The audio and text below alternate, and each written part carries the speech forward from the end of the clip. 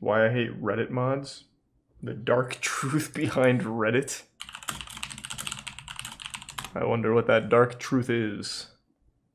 Thanks to the Prime, Live in the resub Tedium.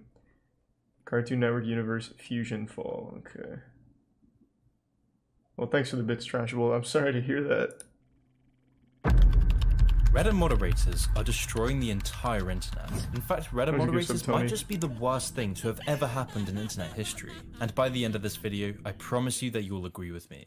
You know, a Reddit moderator is a lot like a teacher's pet at school. The teacher's pet was that guy we all knew who felt superior to the rest. The guy who'd boss everyone around. Jock, the guy the cool who'd guy. tattle on everyone for breaking insignificant rules. You could almost smell their power trip.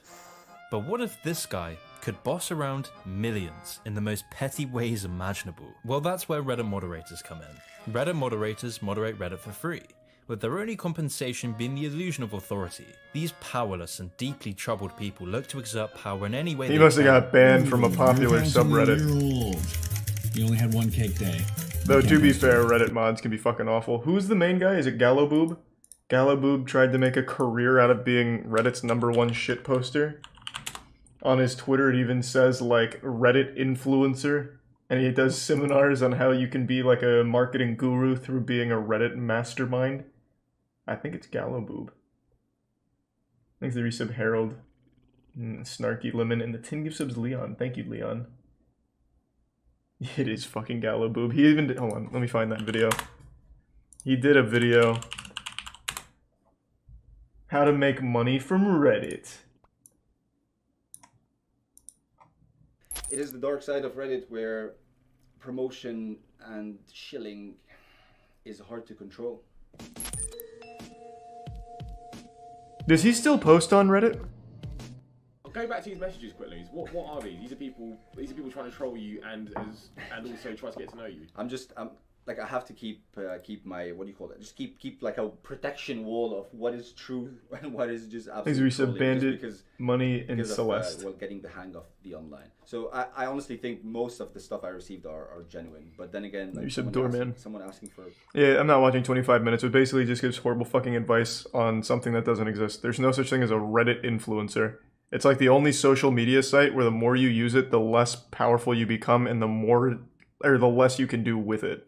On everywhere else, if you get popular on it, you can at least make a career out of it, even Twitter. But Reddit is the only place where the more popular you get, the less options you have to make it a career. He chose the wrong horse. Thanks to the resub Calcat. I want to see if he still posts though. Give me one sec. Let's see.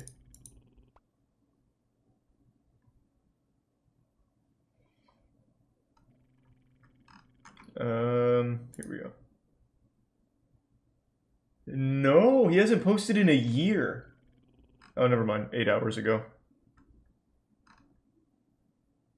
I was wrong.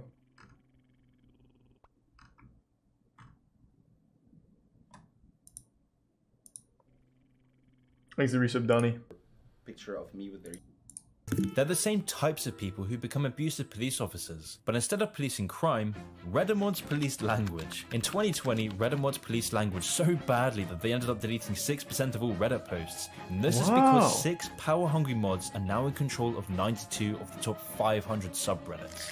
So then the real question is, who are these anonymous moderators policing the internet? Why would anyone moderate thousands of subreddits and millions of posts for free? And most important of all, how did 92 of the top 500 subreddits fall into the hands of 6 power-hungry mods? Well, the answer to these questions goes a lot deeper than I initially expected. Because to understand the Reddit mod, you need to understand Reddit. You need to understand where it all went wrong. Because somewhere, somehow, Reddit turned into everything it swore to destroy. Reddit never used to promote tyranny and censorship. Reddit never deleted 6% of all posts. In fact, Reddit used to be a platform for tolerance and free speech. So what on earth happened? Well, this is the real story of the rise and fall of Reddit.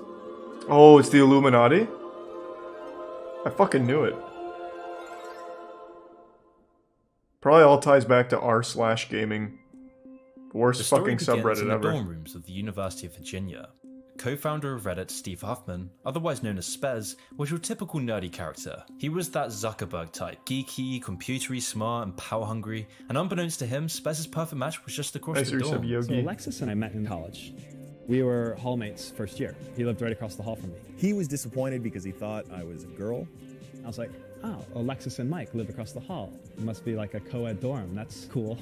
It wouldn't take long for Spez to Please realize resub it. Alexis Nick was and really just a Asochi. charming version of himself, Osoichi. and over the following years, Alexis and Spez would become close friends. Their friendship was strengthened by their passion for computing. In order to monetize this passion, they would come up with their first idea for a startup, My Mobile Menu. And one of the ideas I had was for ordering food from your cell phone. I had told Whoa. Alexis this idea once. He's like, we should totally build that. However, the idea was simply too far ahead of its Yeah, time. pretty innovative. After the pitch failed to gain enough financial support, the two would begin working on a new idea. During this time, internet culture was in its infancy. Internet memes were only just beginning to crop up here and there, and Spez and Alexis caught on to this. They could tell that internet culture wasn't going anywhere soon. It was clear that if Spez and Alexis could figure out a way to centralize internet culture, millions were to be made. And so Spez and Alexis would set out to Actually, build they a sound like site. really smart Their idea guys. was to create a site that would be the front page of the internet. This would later become Unironically. the adopted slogan of the website, but for now, the slogan was initially called SNU. The intention Oh, that's behind horrible. SNU was for people to ask what's new, although it wouldn't take long for them to realize the domain name was already taken. So a few other domain ideas were considered: Uberloo, 360 Scope, Hot SNU, Ripe Fresh, Dose, and numerous others. But eventually, the name Reddit was suggested by Alexis. And much like SNU, Reddit was a mix of the words Reddit, as in I read it on Reddit. After receiving funding from angel Hey, 3 investors, sub Chelto. Reddit was released on the 23rd of June, 2005. Over the following months, both Alexis and Spez created numerous fake accounts in order to jumpstart the website, spamming the site with interesting links in order to give any unsuspecting visitors the illusion of a thriving online community. Alexis and I started submitting all the content just Smart. to keep the thing full, right? Because Reddit's no fun if the page is blank. We would come up with a post and a random username to give the impression that the site had more people on it. The Reddit team would expand not long after, and in November 2005, Reddit merged with competitor site Infogamy. The merging of Infogamy and Reddit I remember would when bring Reddit fucking a new launched. co-founder named Aaron Schwartz. 'Cause I used to use This was Dig. a pivotal moment for Reddit. Aaron Schwartz becoming co-founder was the final piece of the jigsaw for Reddit's success. You see, Aaron was a computing prodigy. By the age of 13, Aaron had already created the site Thanks to the Info resub. Network, Oh, a that site Prime serving as a Potty. user-generated encyclopedia. So it would seem that Aaron was the perfect guy to serve as a Reddit co-founder, and this was true. Because in the months following the merger, Reddit's popularity began to skyrocket. Although a few months into Aaron's arrival, things started to get rocky. This was because Aaron's view of the world differed greatly to Spez's. Aaron viewed the internet as a tool to hold governments and corporations accountable. He thought the internet could be the ultimate tool for free speech, where anyone, anywhere could express their opinions freely. Aaron thought that information needs to be free, open, and unregulated. Although the same thing couldn't be said for Spez. Spez viewed the internet as an opportunity for business. This was the dividing line between Aaron and Spez. It's like an And in a actual way, Marvel it was movie. this divide that would shape the internet as But we with know today. goofballs. Now Reddit is only for geniuses. 2005 was a revolutionary year. Facebook had just been released, YouTube was brand new, and Reddit was being spammed with Spez's links. Yeah. As In recently, 2005, the internet was still seen as something nerdy. This was a time 2 years before the release of the first iPhone. and no, I haven't talked about it, Split. I just don't really have much of an opinion. iPhone. Anything could happen. Aaron Schwartz wanted to steer the internet into being an electronic libertarian utopia, a world free from government regulation and corporate corruption. He wanted the internet to be a land of pure democracy, where each and every person had an equal say in the world, where real world leaders would be scrutinized in real time, where elites would be forced into open transparency. Jesus, this guy actually The thought he was a internet offered an superhero. opportunity for ordinary people Good who for weren't him. part of the power structure to take back power to themselves. And Aaron saw Reddit as a beacon of these principles, a hub for ordinary free thinkers. However, Aaron's view of the internet would be confronted by the other side, by the other it Prime tech giants Square. who wanted their platforms to become the titans of the digital There's age. a real- The side that wanted to consolidate and control massive percentages of internet traffic and the money that comes with it. Pioneers of the internet like Zuck wanted a small group of companies to decide what you can and can't say, and a small group of moderators to follow their orders. But Aaron hated these ideas. Aaron hated the corporate world and was motivated to do everything he could for free speech. And at the time, Aaron wasn't alone. In fact, co-founder Alexis could also see the importance of free speech. To Alexis, free speech was a right that must No, be you're all protected. good, Split. This is why Alexis actually joined Aaron in his campaign against Congress's Stop Online Piracy Act. Alexis even went so Quick text far as to message. launch the National Anti-SOPA protests. This has become an issue that's much bigger than just saving the internet now. This is a fight to save democracy. It is a fight to show that our elected officials are beholden to the electorate, not to lobbyists. Woohoo! This was a period where a large proportion of tech giants actively defended the principles of free speech, and in this time Reddit was a I'll check hub it for out, Grant, somewhat sure. serious or interesting discussion. It was diverse, but not stupid. But all of this would quickly change in the years to come. I had no idea there was such a deep and complex history to By Reddit. I late thought it was just as simple as, hey, look 2006, at Reddit was Dig. taking off. Let's just the steal it. combination of Spez, Alexis, and Aaron would prove to be a hugely successful business move, and people were noticing. In October 2006, Reddit was sold to Condé Nast Publications. Condé Nast Publications is a mass media company known for being the owners of Wired magazine. At the time, Reddit was sold for a reported $10 to $20 million.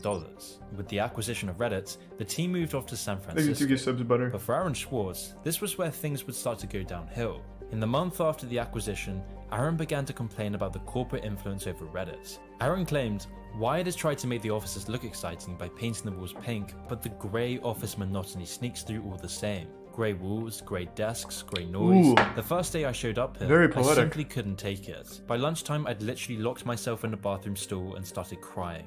Oh. Aaron's thoughts on Reddit's takeover, along with a burning belief in free Thanks, speech, Prime. meant the Erudidio and inevitable the would Resub happen. Glunkus. Aaron Schwartz was fired from Reddit in January 2007, and by the year 2009, What? the co-founders would all go their own separate ways and begin their new lives.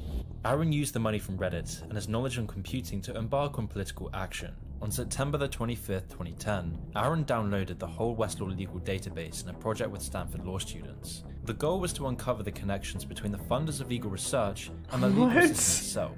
What Aaron found was incredibly disturbing. Aaron discovered that law professors in Stanford were receiving lobbying money from companies like ExxonMobil during oil spills, as this served as an effective route to bail themselves out of legal troubles. Aaron never released the documents, but it was reported that Aaron was going to analyze the data for evidence of corporate funding of climate change research that led to biased results. Following these actions, the FBI would begin to track Aaron's activity. Jesus Unaware he was Christ, being he's like investigated, Jason Bourne, Aaron continued but with campaigning nerdy for free shit. speech and political transparency. And so, yeah, it's true. Sites like WikiLeaks are going to be putting up some embarrassing material about what the U.S. government does, and people are going to be organizing a protest about it and try and change their government. You know, and that's a good thing. That's what all these First Amendment rights of free expression, of freedom of association are all about. And so I thought, we should try and shut I don't those know down, who's and it on just the goes against very Reddit basic board anymore, but I American thought Aaron was a name there. principle, I think, is one that Is our he not founding part of fathers would Reddit? have understood. If the internet had been around back then, instead of putting post offices in the Constitution, they would have put ISPs. Well, it's definitely interesting to see. Aaron would travel across the US, giving live talks on the importance of a free and open internet. It was through this work that Aaron was able to gain enough support to prevent the Stop Online Piracy Act. This bill would be a huge, potentially permanent loss. Thanks, If we lost Resub the ability to communicate with each other over Zillow, the internet, Noodle, and Magical. it would be a change to the Bill of Rights. The freedoms guaranteed in our Constitution, the freedoms our country had been built on, would be suddenly deleted. New technology, instead of bringing us greater freedom, would have snuffed out fundamental rights we'd always taken for granted. And I realized that day, talking to Peter, that I couldn't let that happen. 3 months after the speech, Aaron was arrested following an indictment by federal prosecutors. Fuck! Aaron's indictment contained charges of 50 years in prison and a $1 million fine. What? However, these charges were harsh for a reason. In 2012, the US government wanted to make an example of people breaking into confidential files. And with the US government's failure to extradite Julian Assange, Aaron Schwartz knew he was going to face the brunt of government Thanks to power. Prime Gris. There was no way the government was letting another WikiLeaks situation happen again. Aaron knew things were bad. Very, very bad. 26-year-old Aaron Schwartz was facing the prospect of living the rest of his life in a cage. Aaron had been cornered into a trap, and after 5 months of his arrest, Aaron Schwartz committed suicide. Whoa, whoa, whoa, whoa, holy shit. What the fuck? Now, is it like an actual suicide, or is this like a Jeffrey Epstein kind of situation? Thanks to the resub Rezol and the Prime Lucky and gift sub Aaronoff. I need to look this up. I had no fucking idea about all this. What was his name? Aaron? What was it? I forgot his last name.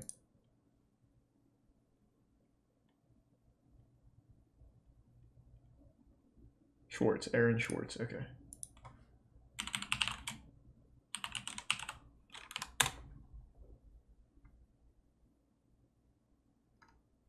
God, what a shame. He seemed like such a smart guy.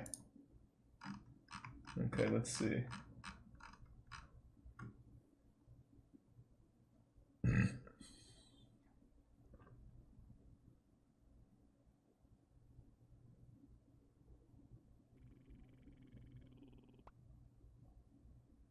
Yeah, it doesn't really say anything about it.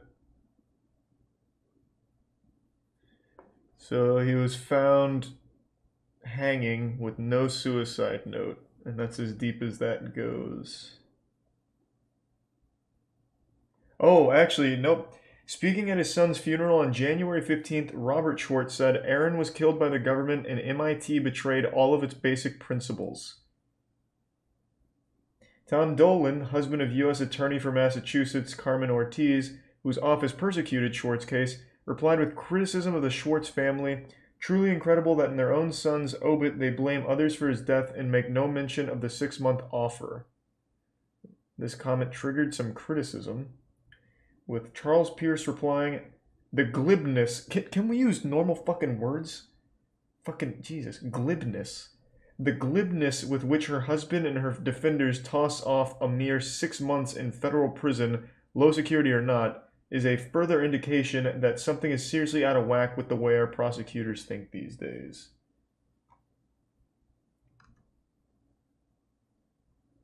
So it seems like there is at least some people. I've never heard glibness in my life, and I know a lot of goofy words. I've never heard glibness.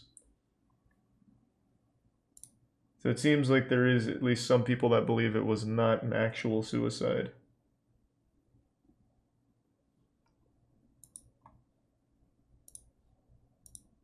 Thanks to resub Sosazilla. Aaron's death. Oh, you're just talking about the game? I know Fusion the Fall. internet had always been free of censorship. Censorship was only really used for legal purposes to keep the internet somewhat civilized, and Reddit moderators did as they were meant to, filtering out spam, abuse, and managing small online communities. But all of this would change in 2014. You see, in the years after the co-founders left Reddit, Reddit was undergoing huge development. Reddit had tripled its page views, and in 2011, Reddit had gained 1 billion page views a month. Then in January 2012, Reddit doubled its page views again, gaining 2 billion views a month. There was no stopping the site, and by 2013, Reddit was receiving 56 billion page views and 71 billion page views in 2014. However, in 2014, Reddit took a turn for the worst. A turn that would make Reddit the model for the internet censorship we see today. Because before 2014, Reddit was getting a lot of scrutiny in the media. Oh, I remember the jailbait controversy. A subreddit which featured inappropriate and illegal photos of young girls. So Reddit responded to these criticisms rightly and removed the subreddit from the platform. But this media criticism was only scratching the surface. Lizard. Thank you for that. The next year, Reddit would be slandered for being a sexist platform. For example, the Huffington Post claimed that Reddit was sexist purely for being a male-dominated site. The claims of Reddit being sexist got so bad that co-founder Alexis pleaded Reddit users to, quote, cool it with the sexist comments. Cool it with the anti-Semitic remarks. Alexis also claimed that Reddit is defined by, quote, straight white men. The Atlantic and other magazines picked up on this, adding to the belief that Reddit was a place for sexist and straight white men. This scared Reddit stockholders and advertisers alike. Whoa, Reddit what would the suddenly fuck? undergo a radical change. Whoa, this is very interesting. The first steps towards Reddit's change would come with Ellen Powell's appointment as CEO of Reddit. In the lead up to Powell being CEO, Powell had gained notoriety in Silicon Valley, most famously for her gender discrimination lawsuit, where she sued the venture capital firm Kleiner Perkins for what she perceived to be sexist business practices. And whilst the lawsuit was unsuccessful, the media rallied behind her as a feminist saint. She was the perfect shield for Reddit. So Reddit employed her as CEO of the company in 2014. This was the moment Reddit changed for the worst. Ellen Powell's rise to CEO created a new era of Reddit, an era Aaron Schwartz had spent his life warning against, an era defined by power mode, censorship and propaganda. And it all began with Ellen Powell's announcement that Reddit was no longer a platform for free speech.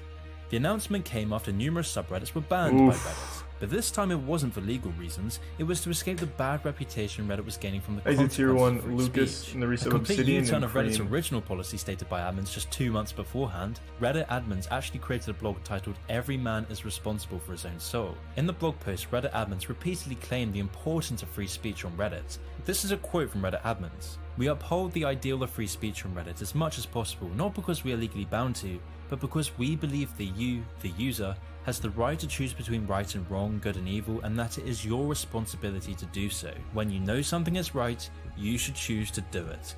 but as much as possible, we will not force you to do it. However, these claims were just as hollow as Reddit's moderator guidelines. And when I talk about Reddit's moderator guidelines, this is what I mean. So basically, for LM Power to increase Reddit's censorship, Reddit would need power mods to handle the dirty work. And so in October 2014, the first major power mod was born. Gallowboob. A mod known as Gallowboob. Yeah, I fucking called it, yes! Yes! Is the digital representation of Reddit's new era. Gallowboob is a mod with over 36 million karma. He's termed a power mod for his vast control of the top subreddits, controlling huge subreddits like r oddly satisfying, r relationship advice, and r roast me. He's a power mod notorious for blocking comments critical of him.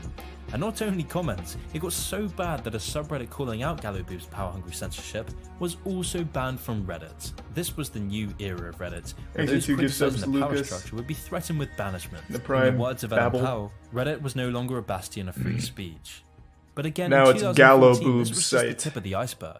You see, in theory, Reddit's moderator guidelines require volunteers not to use a breach of one set of community rules to ban a user from another community, because these guidelines were created in a time when internet censorship was looked down upon. But this was a new era, an era when even more power mods would begin to emerge, like the infamous moderator Awkward the Turtle. Awkward the Turtle. This vid is for those who are extremely online. True. 72 subreddits. That's and true. like Gallowboob, he's a mod notorious for silencing opinions he doesn't like. And unfortunately, these occurrences aren't anomalies either. Moderator tyranny in the last few years has gotten to an all-time high, with this model of censorship spreading across the internet like wildfire. But for now, in 2014, power mods were only just beginning to rear their ugly head. The most hated person on Reddit wasn't Gallowboob or Awkward the Turtle. I don't know who that hatred one is. Was for the CEO, LM Powell. I don't know who Awkward Reddit the at the Turtle time is. Still cared about free speech and internet censorship. I remember shitty watercolor. Because these ideas were at the core of Reddit, and with LM Powell's statements and actions, Redditors disliked her deeply. The watershed moment for this hatred came when former community manager David Croach gave an Ask Me Anything about being fired from Reddit. David Croach stated that LM Powell dismissed him with 1 year of health coverage when he had cancer. As a result of this, a petition was made to remove Powell as CEO of Reddit. And so on July the 10th, LM Powell resigned as CEO. But maybe LM Powell was just the instrument and not the musician, because LM Powell wasn't anywhere near as authoritarian as the person who would replace her. Spez. But he helped create the site! He's its dad! Oh my god! Spez. Also, one thing that I find really interesting is like you can't really make another Reddit site now, because if you do, it just immediately becomes for racists. Like I remember, what was it called? They tried to make a Twitter replacement and it was called, I think it was like Geb or something, I already forgot now. But it was literally only inhabited by racist fucking weirdos. So that's the real issue here, is because they've gone so deep here. Like the only people, I don't know how to explain it, but like if you try and compete with something that's open like Reddit or Twitter, all you get is racists. So like there's nothing you can really do. You just have to fucking swallow some dog shit here. Because any competitor just immediately devolves into only for racism. It's wild. Yik Yak is another good example. I remember that got really bad. Gab, that's what it was. Yeah, Gab. There was a Reddit replacement that I'm blanking on. VidMe, trying to compete with YouTube, went into nothing but videos of suicide and racism. Fuck. What was the Reddit one? Was it Vote? I think it was Vote. Yeah, it's unlucky. Because you like now, like you can't compete because then only racists use your site. Like there's like no winning. Like there's nothing you can really do. Spez's reign as CEO brought about the most change to Reddit, and as you could guess, this change wasn't good. Far from it. This quickly became obvious when Spez decided to scrub Aaron Schwartz's legacy on Reddit. Spez removed Aaron's position on Reddit's co-founder page and began scrubbing posts heralding Aaron Schwartz's legacy. This was a move that would define Reddit's new position on free speech. Thanks to Prime Halloween Next, Jack Spez and would the introduce resub the quarantine, Diagnosis which was an Assassin effective and tool looking. to silence communities that didn't break any rules. Spez would use the quarantine to discredit content that Spez didn't like.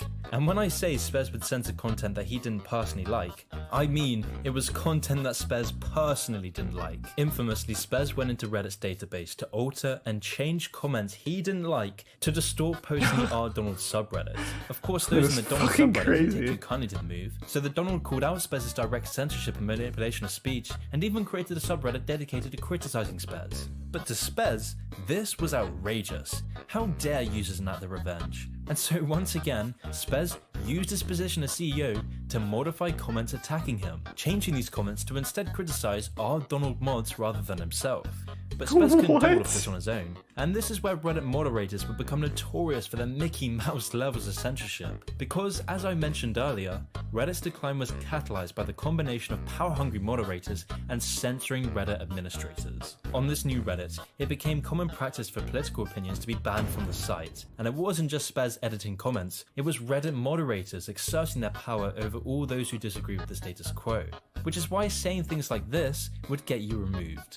Because Reddit power mods love that sweet sensation of bossing people around in the most minor ways imaginable. And I could go on and on about the countless examples of moderator tyranny, but I think it can all be perfectly summed up with this post right here. And just guess what happened to this post. It was of course removed by Reddit moderators. And not only that, the user who posted it was banned from over 40 major subreddits in 40 minutes. And you're banned.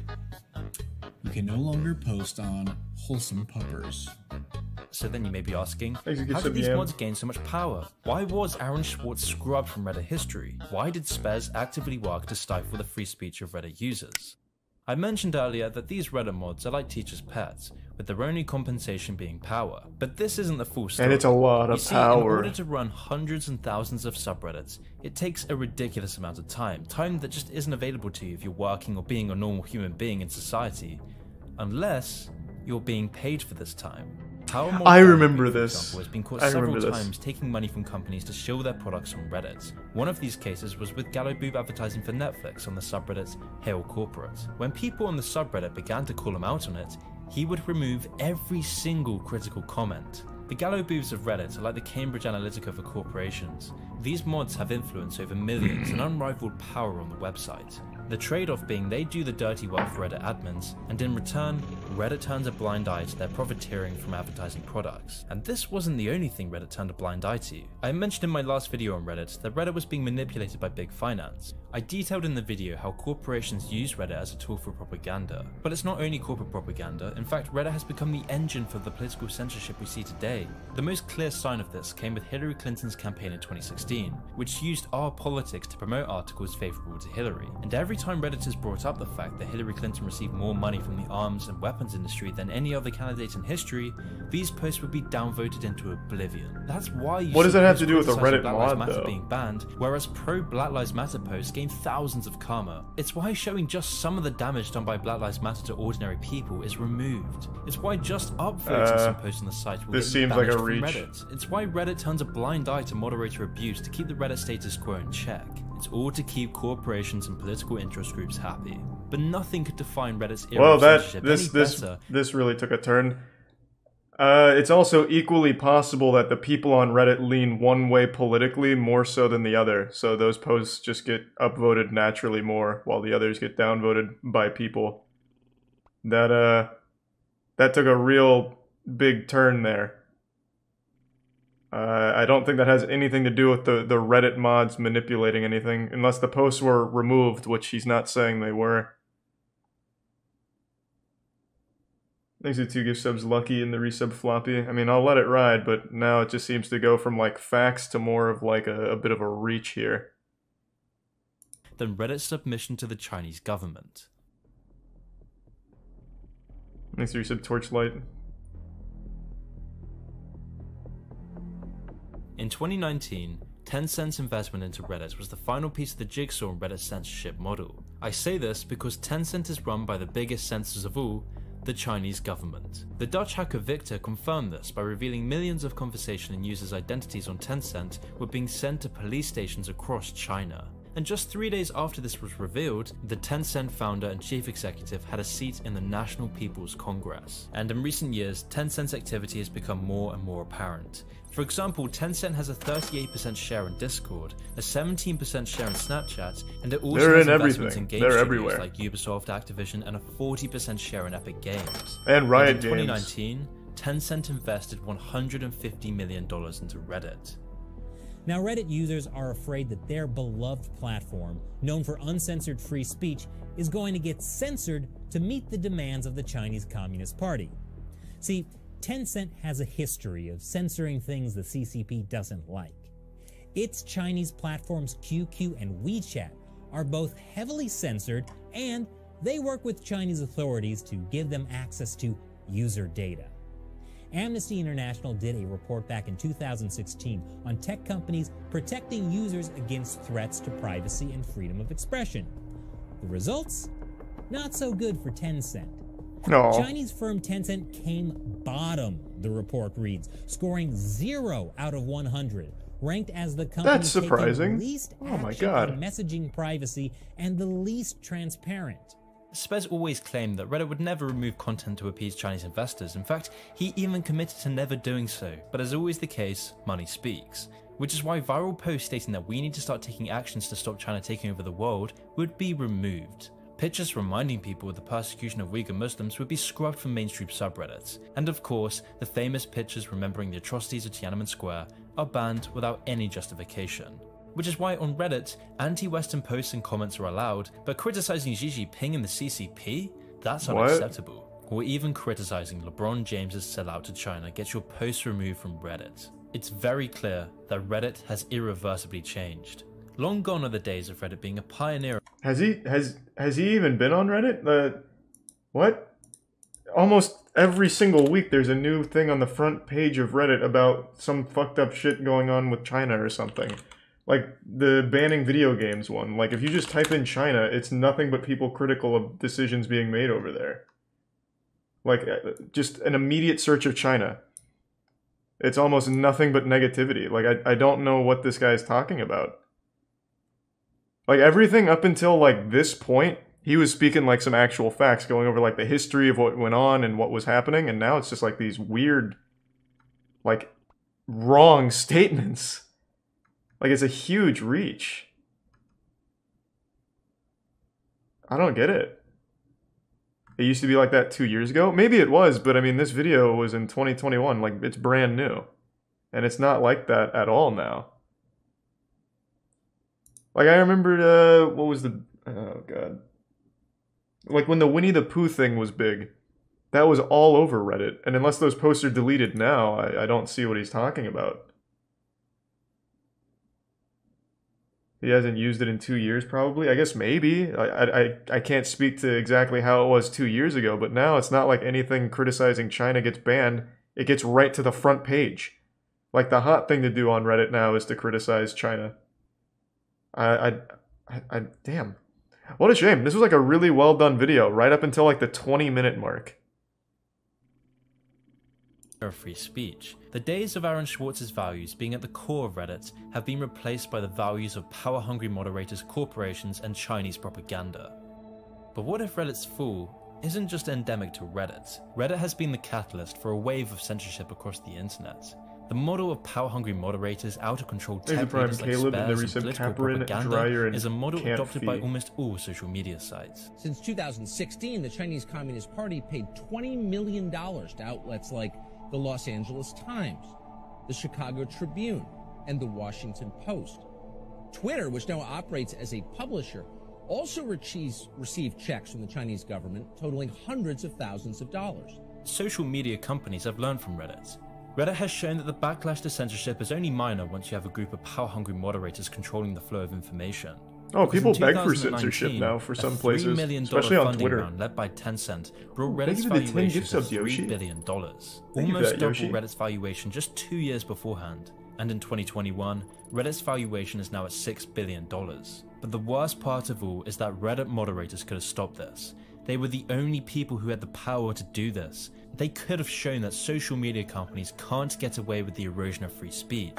Reddit moderators showed that they had this power to change Reddit in 2015. In July of 2015, Reddit began experiencing a series of blackouts as moderators set popular subreddit communities to private. This was done in protest of the recent firing of Victoria Taylor. This Reddit moderator blackout ended up being highly successful and was one of the main reasons why Ellen Pao stepped down as CEO. So if moderators could do it back then, why not now? Well, because it doesn't fit into their tribe. It goes against the grain of their ideology. They don't want to be labelled controversial or conservative or lose any of that lucrative money shilling products from Reddit grants them. Instead, the moderators of Reddit are compliant to censor anti-China posts in exchange for power and money. This model of censorship Censor anti-China posts. This is why you see censorship everywhere on the internet. It's an incredibly lucrative business practice. To receive Chinese funding means you could double your company's valuation in a ridiculously short time frame. The only cost this comes with is the fabric of Western civilization. Whoa, what the fuck? Man, if this guy just stopped at the 20-minute history lesson of Reddit, which was super interesting, it would have been great. And then maybe just save this for something else. Like, what anti-China posts are getting censored? The front page of Reddit is constantly just critical of China. Like, I don't know what he's talking about. Thanks to the bits Ragnaration. Damn. Like, Reddit is probably one of the most anti-China places I can think of off the top of my head.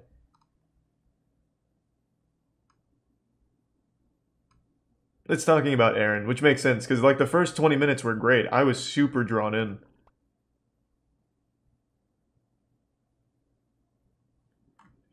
It's not fair to love part of it, and then when it gets controversial, just to discredit that part. It's not controversial, it's just blatantly wrong. Like, 20 minutes were spent going over actual facts. Like, the history of Reddit, who formed it, Aaron, what happened with Aaron. And that was super interesting. And now it's like this weird reach about how Reddit is all sucking China's cock.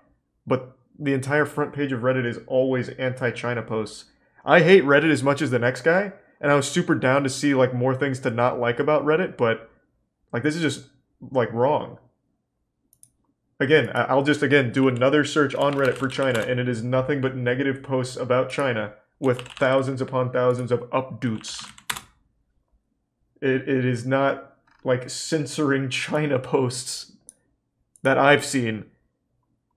Like, this is just an immediate search of China from just I haven't touched anything, and it is nothing but critical of China.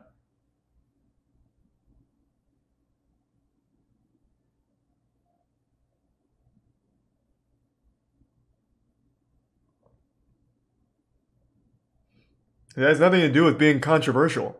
It's just wrong.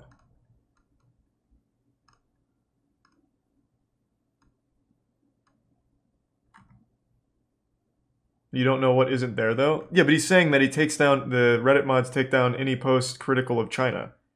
And if that's true, they're doing a horrible job, because this is all from the last week, it seems.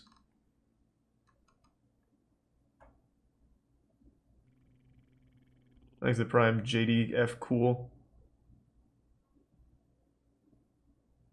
It's just news. Right, bad news about China. That's what he's talking about, right? Another thing he mentioned was Tiananmen Square. Let me see. Oh, hold on. I need to make sure that there's nothing bad that comes up. I feel like I'd get banned on Twitch if there's something not good here. Let's see.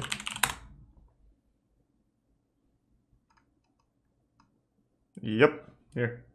This should be fine, I think. I don't see anything, like, bad.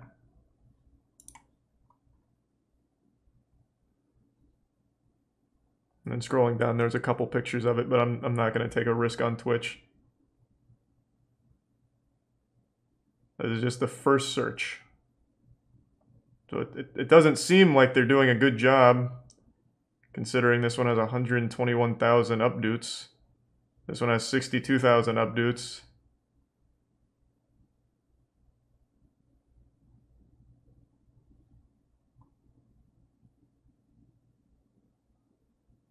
Did I spell it wrong?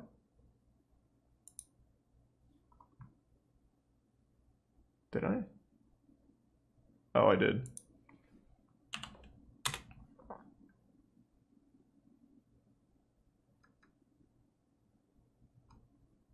Yeah, here. Same thing. Like, it's not like any of this shit's deleted.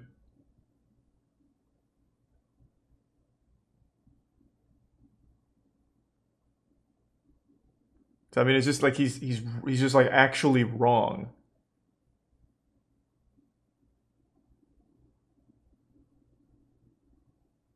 Reddit still fucking sucks, but I don't understand what point he's making by just presenting something that you can immediately disprove by just typing it in on Reddit.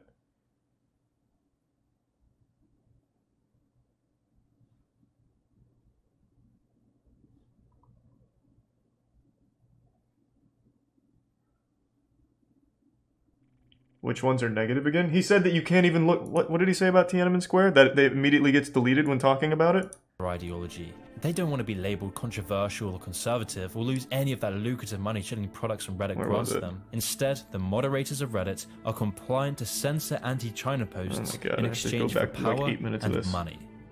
This model of censorship has made Reddit bank. This is why you see censorship everywhere on the internet. It's an incredibly lucrative business practice. To receive Chinese funding means you could double your company's valuation in a ridiculously short time frame.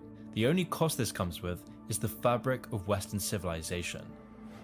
That's the beauty of America, that you can be different. Right. You can be an individual, but now you cannot be an individual, and that's what North Korea did. YouTube is that I talk about women getting sold in China, and those tier 1 Stormborn because I mean it's somehow doesn't meet the YouTube guideline. Yeah. And they letting North Korean regime have their propaganda channel on YouTube. So they give a platform to dictatorship, but they do not want to give a platform to the people who is fighting this human rights justice fight. Reddit has been at the core of this censoring trend. Reddit has shown how easy it is to get moderators. Reddit censors the fuck out of things. Reddit has shown how easy it is for users to accept censorship by controlling the narrative. I would certainly not say that it's a bastion for sucking China's dick. And censorship has given the go-ahead for all the other tech giants to censor. And people passively accept this because when all dissent is silenced, you feel alienated. As if your voice doesn't have any support, because you never see and connect with all those who don't want to see the erosion of a free and open internet. And Reddit moderators could have acted as the final buffer. They could have been the final force to stop the censoring trend. But instead, they turn their back on free speech and the country for greed and power. This behavior is anti-Western to the core. Throughout history, the default style of governance has always been dictatorship. And to be in power, you have to be ruthless. You have to punish your enemy in the public eye. You have to censor speech that doesn't go along with the government projection. Every king and emperor did the same thing until the United States. The United States, a country which understood the importance of freedom of speech. The founding fathers knew this because they understood human nature. They understand what had happened in the past when free speech was stifled. This is starting to sound like a manifesto. But now we see the people who are willing to give all of that up for power and greed. This is what makes the fall of Reddit so frustrating. Reddit had the potential to be one of the greatest social media platforms of all time. Reddit had the power to change the way we look at society. Reddit could have opened so many doors for interesting discussion, unconfined to conventional expectations. It could have opened the door for so many others who didn't fit inside the mold of mainstream culture. Jesus Christ! Reddit turned its back on this potential, simply because Reddit let go of its founding core free speech. And now a decade later, after Aaron Swartz's death, and it's as though Aaron's work never existed. Reddit was the only social media site that could have actually paved the way for a free and open internet. Moderators could have held Reddit admins accountable to the community and the principles of free speech. And when you remember that Reddit was a key reason for abolishing the Stop Online Piracy Act, it makes Reddit's demise seem like that much more of a missed opportunity. And in a cruel twist of fate, Reddit's decline into censorship has breathed life into a new era defined by censorship. The media, celebrities, Facebook, YouTube, TikTok, Twitter, all of them have transitioned into adopting Reddit's model of censorship. When Reddit abandoned free speech to start censoring people who didn't fit into the mainstream narrative and government propaganda, it represented the real-world transition into the control of information. The cogs behind Reddit's censorship needs to be called out. In the words of Aaron Swartz, when people put their thumbs on the scale and try to say what you can and can't say, we should fight back, both politically through protest and technologically through online means. So yeah, it's true. Both the government and private companies can censor stuff. But private companies are a little bit scarier because they have no constitution to answer to. They're not elected, really, right? They don't have constituents or voters. All of the protections we've built up to protect against government tyranny don't exist for corporate tyranny in these privately owned spaces that we live in. You know, I think we first saw this in the 90s with malls, right? As malls became a cool place for kids to hang out. Malls were pretty fucking cool. All of these freedoms that we had against the government, we lost in the mall because the mall was a private company that could throw people out for saying the wrong thing or wearing the wrong shirt. What? Now, Facebook has kind of become the mall. It's where everyone hangs out. And so the private company that owns Facebook can tell you, oh, don't use those kinds of words, don't use those sorts of pictures, don't talk with those people. All of these constitutional rights that we take for granted are now run by a private company that doesn't have to answer to the Constitution. And Breadist in the prime juice.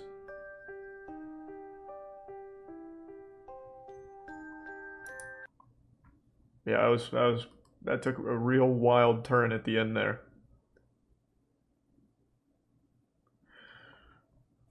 Well, it was cool for a little bit, though.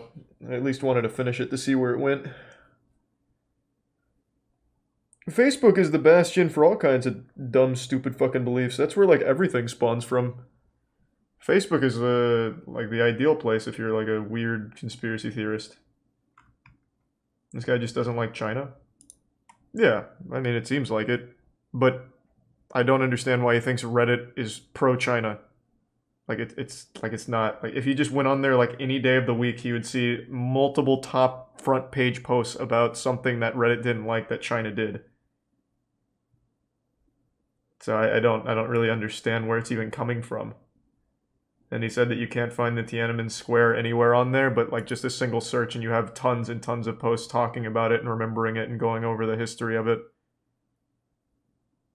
And then all the Hong Kong protests, that was always on the front page of Reddit. So I just don't know what he's fucking talking about. Hong Kong protests were literally dominating the front page of Reddit for a long time, and it wasn't even close. So I feel like he's just very off, or he hasn't been on Reddit in a really long time.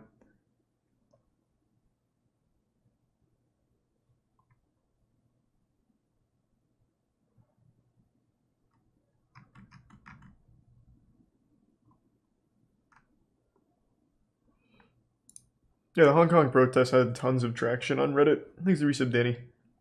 And doing alright, Kay. A lot are removed, but usually only when the same exact thing gets posted a million times at once. I could believe that. I see that shit in the comments all the fucking time. There's like one, like...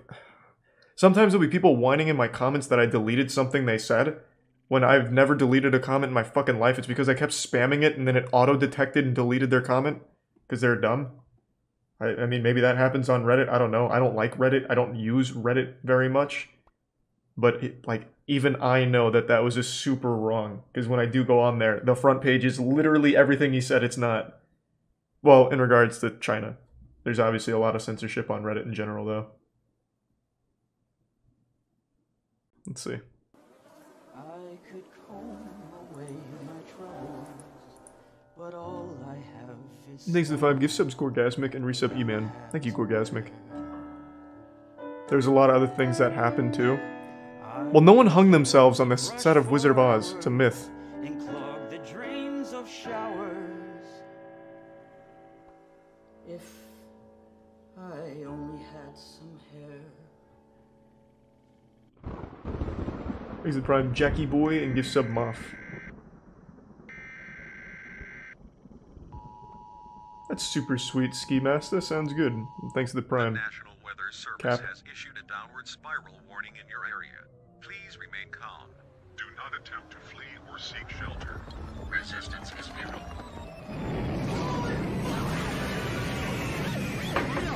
Wow.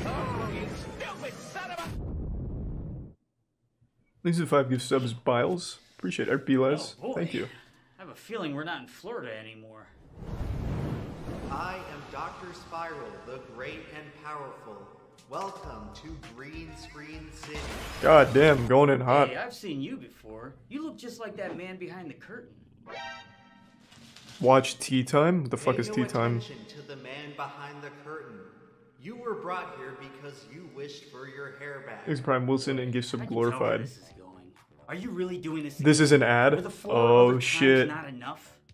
You're doomed to lose all the rest of your hair. Years later, alright, I see. know exactly who these characters are. Far less known, however, are the people behind these characters. Principal photography for the I watched most of the ad. I did my part. 1938 to March 1939. During these 5 months, the stars of the movie were subject to some of the most horrendous conditions in the history of the American film industry. There's the resub Mord When it was all in the said Prime, and done, Kako and not a gift sub single Jack. character who set off down the yellow brick road left the land of Oz unscathed. Five drought even harder than England. Rural America is in a desperate plight. That's not to say that things were much better back home in Kansas. The 1930s were a period of major turmoil and hardship for the American public.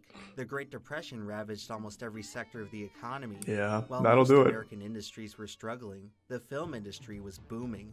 To escape from the dread of everyday life, most Americans sought refuge in the cinema. Nowadays, about How do they pay for the cinema experience, though? In the past week.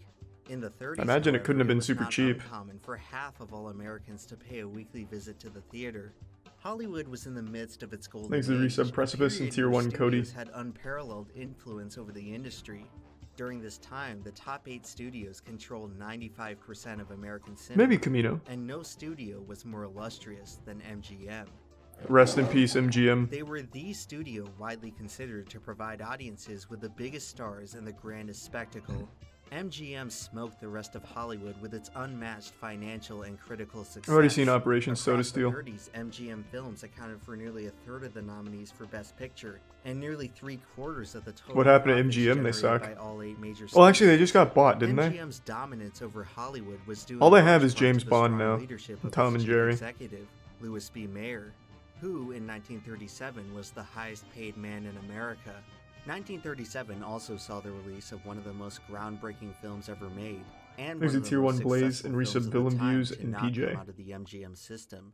That year, Walt Disney would release Woo! his first animated feature film, Snow White and the Seven Dwarfs. The film was an immersive fantasy unlike anything audiences had ever seen, and by the following year had become the highest-grossing film to date. Snow White's record-breaking success inspired There's a resub MGM Mr. to Fisher. produce a spectacular fantasy of their own. In 1938, the studio bought out the rights to L. Frank Baum's popular children's novel, The Wonderful Wizard of Oz, and the rest I had was no idea history. it was based on a book. History that some members of the cast and crew wish they could forget. Unlike Snow White, The Wizard of Oz was entirely live action, which presented a series of challenges while Jesus attempting Christ, to Justin. transform fantasy Thanks into for some reality. Baconator. One of the most iconic scenes in all of cinema Holy is Dorothy shit, thank waking you. up in the land of Oz, and the God film damn, man. transitioning from sepia to color. Must be a big Wizard of Oz The fan, eh? visual coloring method used to develop the film was Technicolor, which required heavy exposure due to the process of splitting the image into Thank you, different Justin. color channels. As a result, the Oz set required an exorbitant amount of lighting, so much so that the temperature on stage often surpassed 100 degrees Fahrenheit. That's a The literal heat was normal suffocating, afternoon in and Florida. stagehands frequently had to be carried off stage after fainting. The set lighting was so intense that some actors even claimed to suffer permanent vision damage. The exhaustion suffered from the oppressive heat was What? only magnified by the arduous production schedule. For 6 days a week, the actors walked into the studio at 4 a.m. and didn't leave until 7 p.m. A significant part of each actor's day was dedicated to the meticulous preparation and removal of their costumes. The Scarecrow. I don't understand how. Cowardly Lion Lion I are guess one I of could the see most it recognizable with the vision trios in loss. fiction. All 3 characters were brought to life by the skilled design of makeup artist Jack Dawn. Thanks to While the resub Tree Nut, costumes Rex, presented an Trooper, Kit impeccable Kat, and the Prime external Manx. appearance, conditions William. weren't so pleasant on the inside.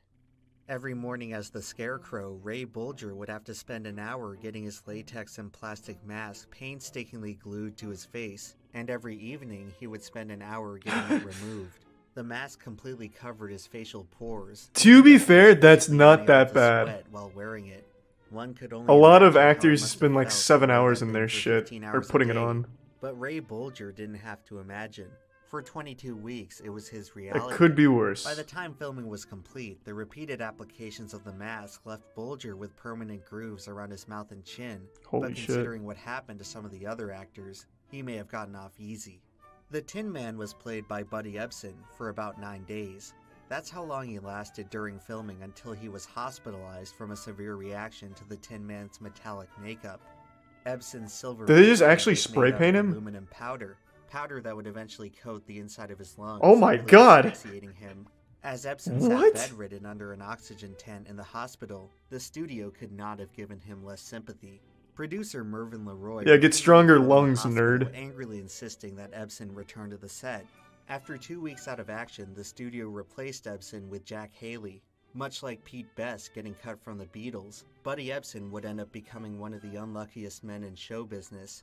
Not only was he unceremoniously 3 gifts up, fired Swift from Light. what would have been the biggest role of his career, the incident left him with chronic bronchitis. Jack Haley managed to avoid a catastrophic reaction to the aluminum makeup, but it still gave him a severe eye infection that forced him out of work for days. The rest Why of the not just suit was switch so the stiff like that from it rendered aluminum Haley powder to unable like sit down or lie down crayons while filming. or something? I In don't know. order to Fucking rest melt in crayons between on his takes, face. He was forced to lean on a reclining board. But despite all the complications it caused, the Tin Man costume may have still been preferable to that of the Cowardly Lion. Thanks to Burt resub Lahr's Hypno. lion suit was compared Death. to carrying around a mattress. The Prime The bulk of Glarfield. the costume consisted of a 60-pound lion hide, a real lion hide. Combined with additional padding, some estimates put the weight of the full costume at 100 pounds. Burt Lahr would be God, he's like a real-life Rock for just Lee. a few minutes, and he would frequently have What? to take off the suit between shots to avoid exhaustion.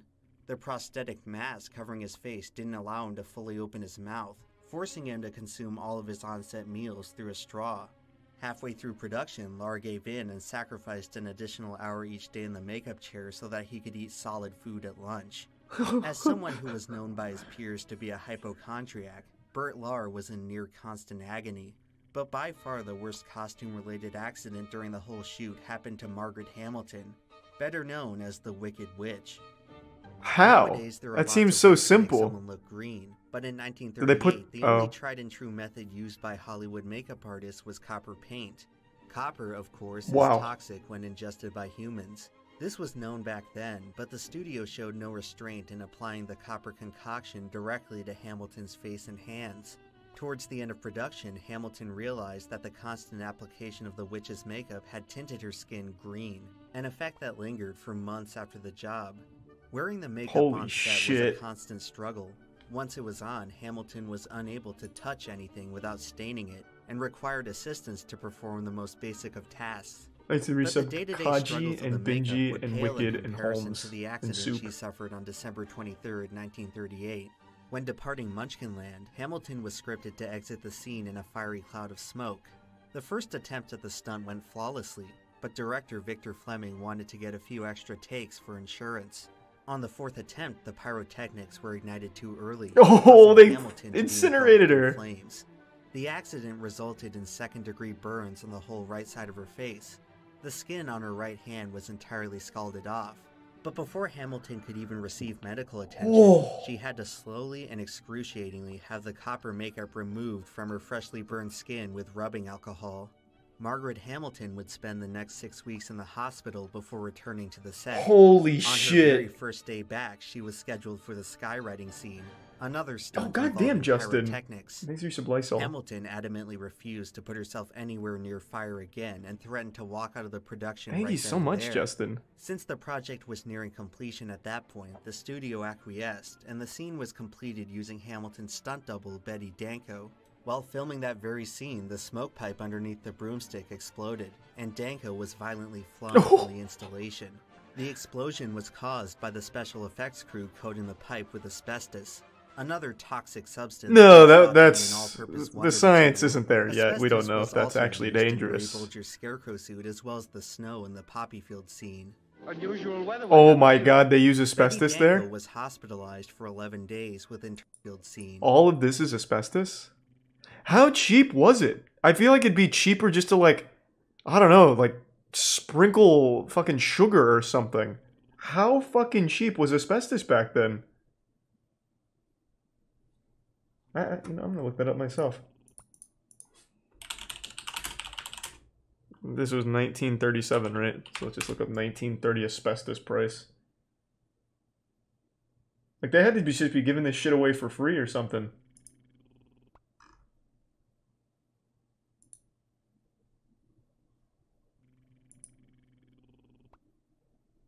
Thanks to the resub sub and the Prime Frosty Tooth Fairy and the 2 gift subs Red Dragon.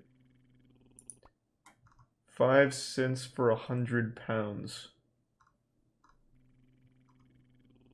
Yeah, that actually seems about right. There's not really like an estimate here, but it just, all these sources keep confirming that it's like the cheapest thing at that entire area.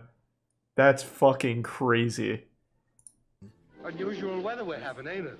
Betty Danko was hospitalized for 11 days with internal damage from the explosion, as well as a 2-inch deep gash on her leg, a wound that would never fully heal. It was a hefty toll for a gig in which she earned just over $800. Oh, that's big money, The though. health effects on Margaret Hamilton were far less known. What is known is that she would go on to develop Alzheimer's later in her life, a condition that has been linked to copper poisoning. Thanks to resub Burial, Ligmo, Revenge, and Tier 1 total, Lil 6 Lizard. performers on The Wizard of Oz faced some kind of serious physical trauma. Not even Toto left the set intact. However, after enough time had passed, many of the actors could look back on the whole ordeal as a bunch of amusing war stories. Most physical ailments are only temporary. Mental ailments, on the other hand, tend to stick with you for life. And out of everyone in the Land of Oz, perhaps none suffered a worse fate than the star of the show, Judy Garland. She was without a doubt one of the most talented performers of the 20th century. Her portrayal of Dorothy in The Wizard of Oz has served as an enduring symbol of youth and innocence. And even though she was never imprisoned by a brutal costume like the other actors, the studio paid no less scrutiny to her appearance. Since the character of Dorothy was envisioned as a prepubescent girl, the then 17-year-old Garland had to constantly wear a tight corset to hide her more mature figure. But that was merely one aspect of the studio's efforts to keep Judy thin. Garland was placed on a shoestring diet, one that would not provide her with enough energy to complete the arduous filming days. To compensate, the studio kept Garland on a steady intake of amphetamines to keep her working long into the day. Oh. The amphetamines subsequently necessitated the use of barbiturates to prevent Garland from exhausting herself. Wow. Years later, she claimed that during some periods she would only sleep 4 hours every 3 days. The fact that she was able to perform as well That's as she efficiency. did under these conditions is nothing short of astonishing. By the end of production, Garland was addicted to both drugs, an addiction that would last for the rest of her life. It certainly didn't help that her time as a child star directly contributed to deep-rooted psychological problems. Despite her brilliance as a performer, Garland was Tier always 1 encumbered by MMO major live esteem and Tier issues. 1 Max. The insecurities The began Prime Chrism. when a 14-year-old Garland overheard the MGM executives referring to her as a fat little pig. This moment completely devastated her self-image and Jesus manifested Christ. itself as an unobtainable standard of perfection that she spent her whole life chasing. And even though she would wind up becoming one of the greatest performers ever, in her mind it was never good enough. In many ways, Judy Garland was the first tragic child star, an archetype that has sadly become much more common in modern times. Clinical psychiatrist John Linden encountered many such patients. Yeah, if you hate practicing your in the kid, Los you Angeles get them in a area. movie. He observed that premature stardom I can't think of resulted in any many child star actors that forming has severe become identity normal or had a issues. good They life. tended to report a feeling of profound emptiness when they weren't performing, as if they were marionettes whose true selves lacked any sort of meaning. The reason so many young stars end up on the downward Disney spiral actors? is that many fail to develop any sense of individual identity. Disney Some actors? attempt to fill this void Like with who? sex, drugs, and alcohol, but it's often no match for the constant anxiety of never really understanding who you are. There exists a tragic Hillary irony Duff. between Yeah, Judy true. Garland and Dorothy, a character who wanted nothing more than to find joy and comfort Thanks, in a Risa, wayward Mysterious world. Maid, Zombified, and Unlike Olivia. Dorothy, however, Judy Garland never made it over the rainbow. On June 22nd, 1969, Judy Garland was found dead of an overdose on her bathroom floor. She was just 47 years old. Goddamn. In the years leading up to her death, her increasingly erratic downfall was treated by the media as some sort of morbid spectacle. The American public seemed unable to reconcile how she could have possibly been anyone other than the innocent farm girl from Kansas. Hollywood has the remarkable ability to make the wildest Here's parts some of our merch house. imagination come to life. But the magic of crafting immersive fantasies comes with a very real dark side. Oftentimes it's easy for studios to lose sight of the real-life human beings at their disposal, and to end up treating them as, well, marionettes. It would be easy I mean, to yeah, look that's back at Hollywood. all the trauma from The Wizard of Oz and chalk it up to a product of its time. Back then, studios could just get away with all of it because if any actor fought back, they would be blacklisted from the industry. But still, even after the studio's iron grip over the industry was broken and actors gained more leverage over their careers, it would be naive to suggest that much has changed in Hollywood. The inner workings of the film industry Harvey have always been an Weinstein. enigma. The Is he history in of jail yet? Hollywood is smeared with talented people guilty of terrible things. Very rarely do we ever get to discover what truly goes on behind the big He green is? curtain. Out of every That's good. scandal that does come to light, we can only imagine what remains. Well, in the Bill dark. Cosby's an In innocent the man. business of telling He's the back biggest on the stories streets, baby. possible, the smaller stories He's an often innocent get left guy. behind. He shouldn't be in For here. 22 weeks in 1938 and 1939, 6 of Hollywood's most talented actors were practically tortured, with many of them experiencing long-lasting and permanent damage to their bodies and minds. The result was one of the single greatest artistic works of the 20th century. The Wizard of Oz I never was liked the that movie. defining career achievement for every single person Not even who as a worked kid. on it. Their suffering had directly contributed to the most beloved film of a generation. It's tempting to dismiss everything you've heard today as an exploitative cash grab from greedy media tyrants, but for MGM, it was never that simple. In 1939, MGM released 41 films in total, premiering a new movie once every 9 days on average. What the At fuck? this time, the studio had no shortage of revenue. What they coveted crazy. instead was prestige. Every year, MGM would earmark one production as their prestige film, a project that was never intended to turn a profit. Thanks but for one sub that Wavy, existed for the simple Spectacular, and purpose of Fine, flexing the Canny, cinematic Dark might of the Angel, studio. and Ludwig Reinhardt. From its very conception, The Wizard of Oz was designed as a monument to the single most dominant empire in the history of the film industry. 35 years after the film's release, toy executive Marty Abrams was conducting market research on local children and found that 80% recognized the characters of Oz.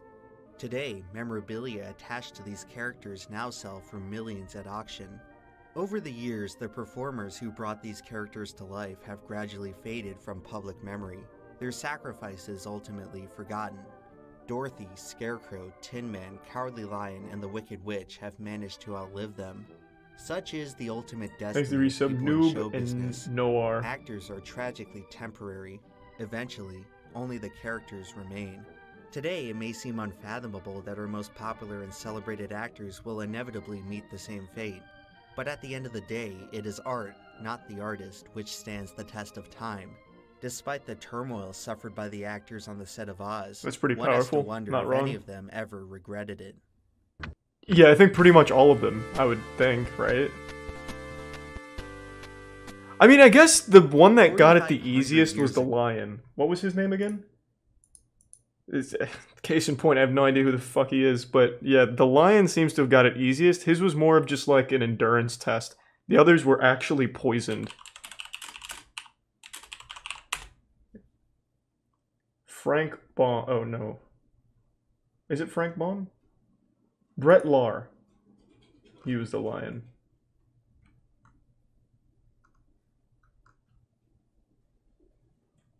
I just typed in Brett Lahr regret, and I didn't get any results. Thus, he didn't regret it.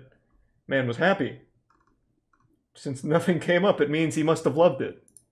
See, what did I tell you? Ago, the ancient Egyptians completed the Great Pyramid of Giza, a structure so remarkably ambitious that it would stand as the tallest building on Earth. He's a until the tier 1 Middle lonely Ages. gamer. For millennia, archaeologists found it inconceivable that it could have been constructed by any other means than a massive workforce of slave labor. The pyramid defied our expectations to such an extent that some people believe it had to have resulted from supernatural or extraterrestrial influence. However, recent archaeological studies have uncovered a truth that is somehow even more unbelievable. The vast majority of people who built the Great Pyramid were volunteers. The ancient Egyptians risked life and limb to participate in something greater than themselves. Their reward for 20 years of deadly backbreaking labor is that we still talk about them today, long after everything they knew and loved ceased to exist. What would you be willing to sacrifice if it meant you could live forever? Since the dawn of civilization, mankind has sought the secret to immortality. Lice We and can the only Prime wonder Funk. if science or religion will ever help us achieve eternal life. But at the very least, art can get us pretty damn close. Nice. Well, I had no idea it was like that. It was pretty fucking intense. Have you seen the most dangerous tennis match? Now that sounds interesting. Let's go. Why Dubai built the world's deadliest tennis court? What? This looks fucking awesome. This is actually like Dead Man Wonderland kind of shit here. Imagine a tennis leisurely to the game of death. tennis where one wrong move could send you spiraling down over 700 feet to a very certain and clickbait? painful death. Oh, don't tell me Not that. for the faint of heart. Unbelievably, this exact scenario actually played out one afternoon back in 2005, when Ace of tennis five greats gift subs Roger Leica. Federer and Andre Agassi played a round of tennis on top a sky-high helipad converted grass tennis court. with no fencing or safety boundaries whatsoever. Yeah. Though pictures, discussions, and ridiculous myths have swirled the internet for years regarding this iconic matchup, little is actually publicly known about the circumstances, logistics, and real reasons behind the event's inception.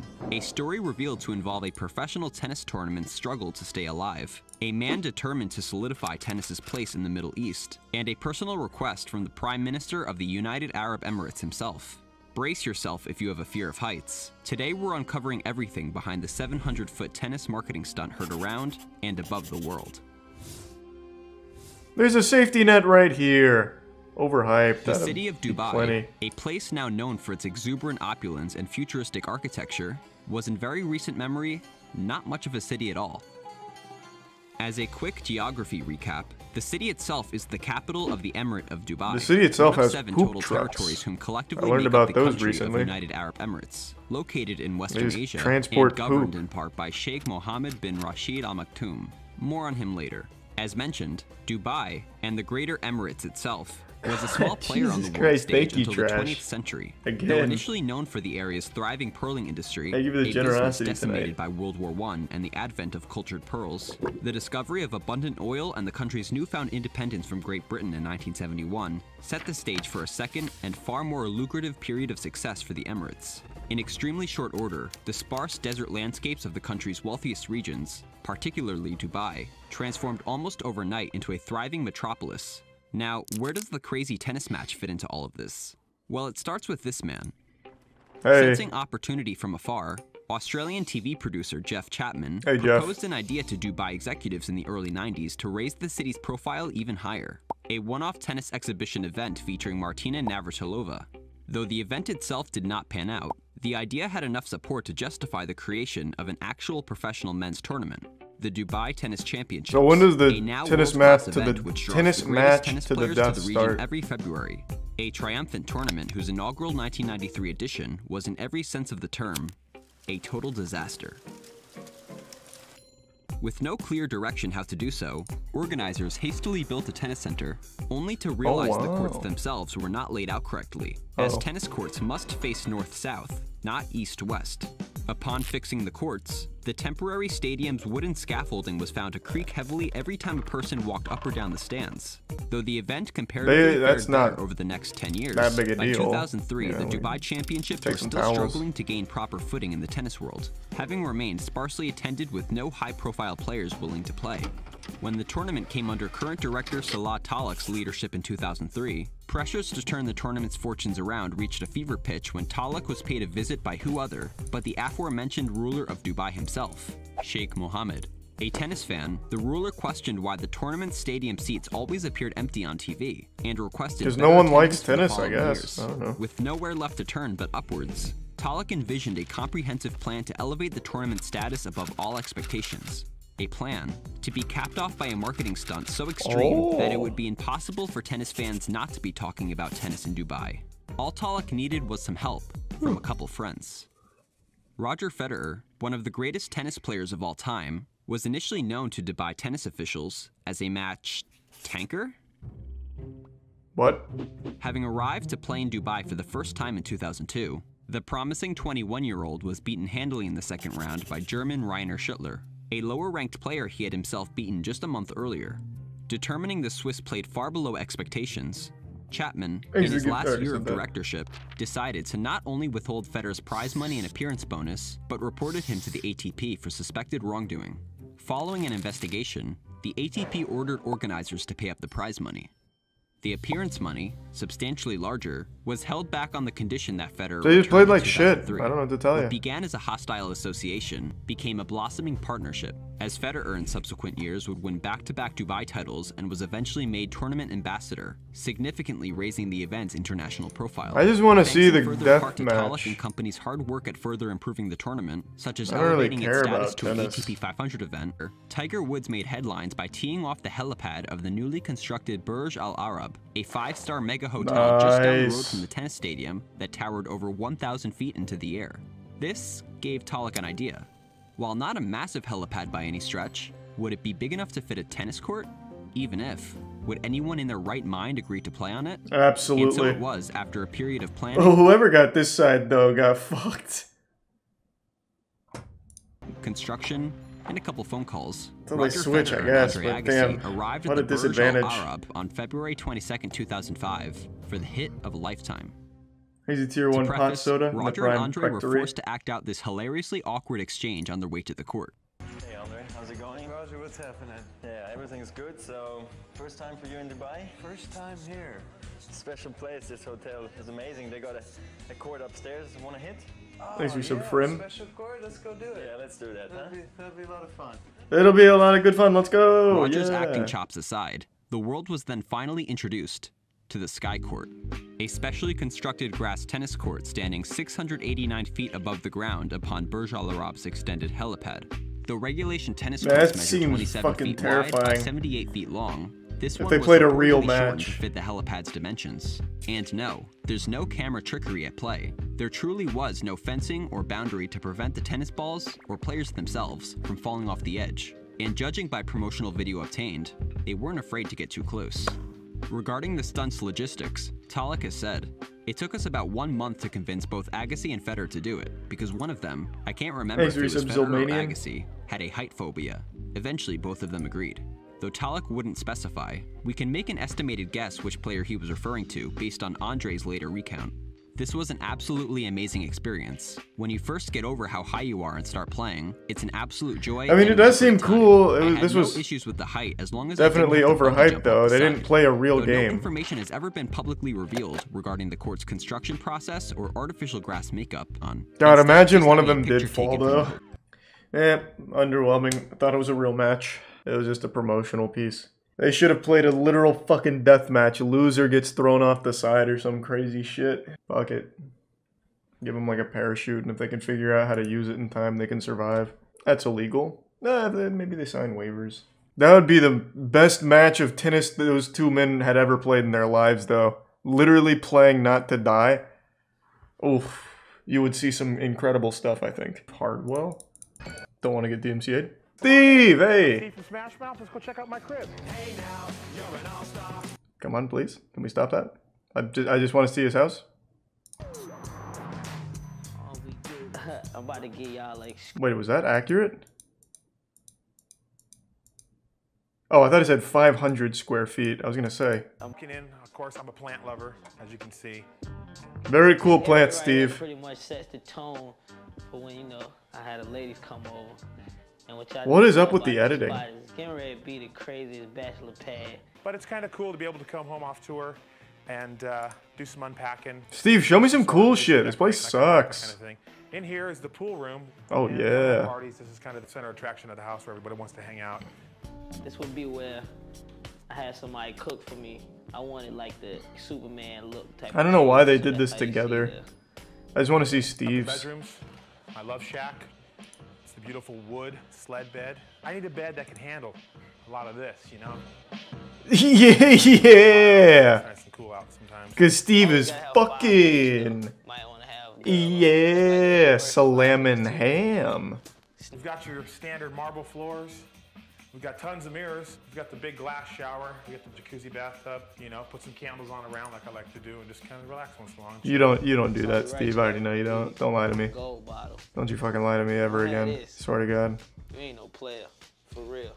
I got all my leftover clothes. Usually all my friends that come over to visit, they'll take half of this home with them. This is actually just as big as my bedroom was when I was a kid. Check out my little Elvis. Oh, yeah. Shrine. I've got the Elvis bubblegum trading cards. I've got the Elvis Why? piano watch. Beautiful. I've never wore it yet, though.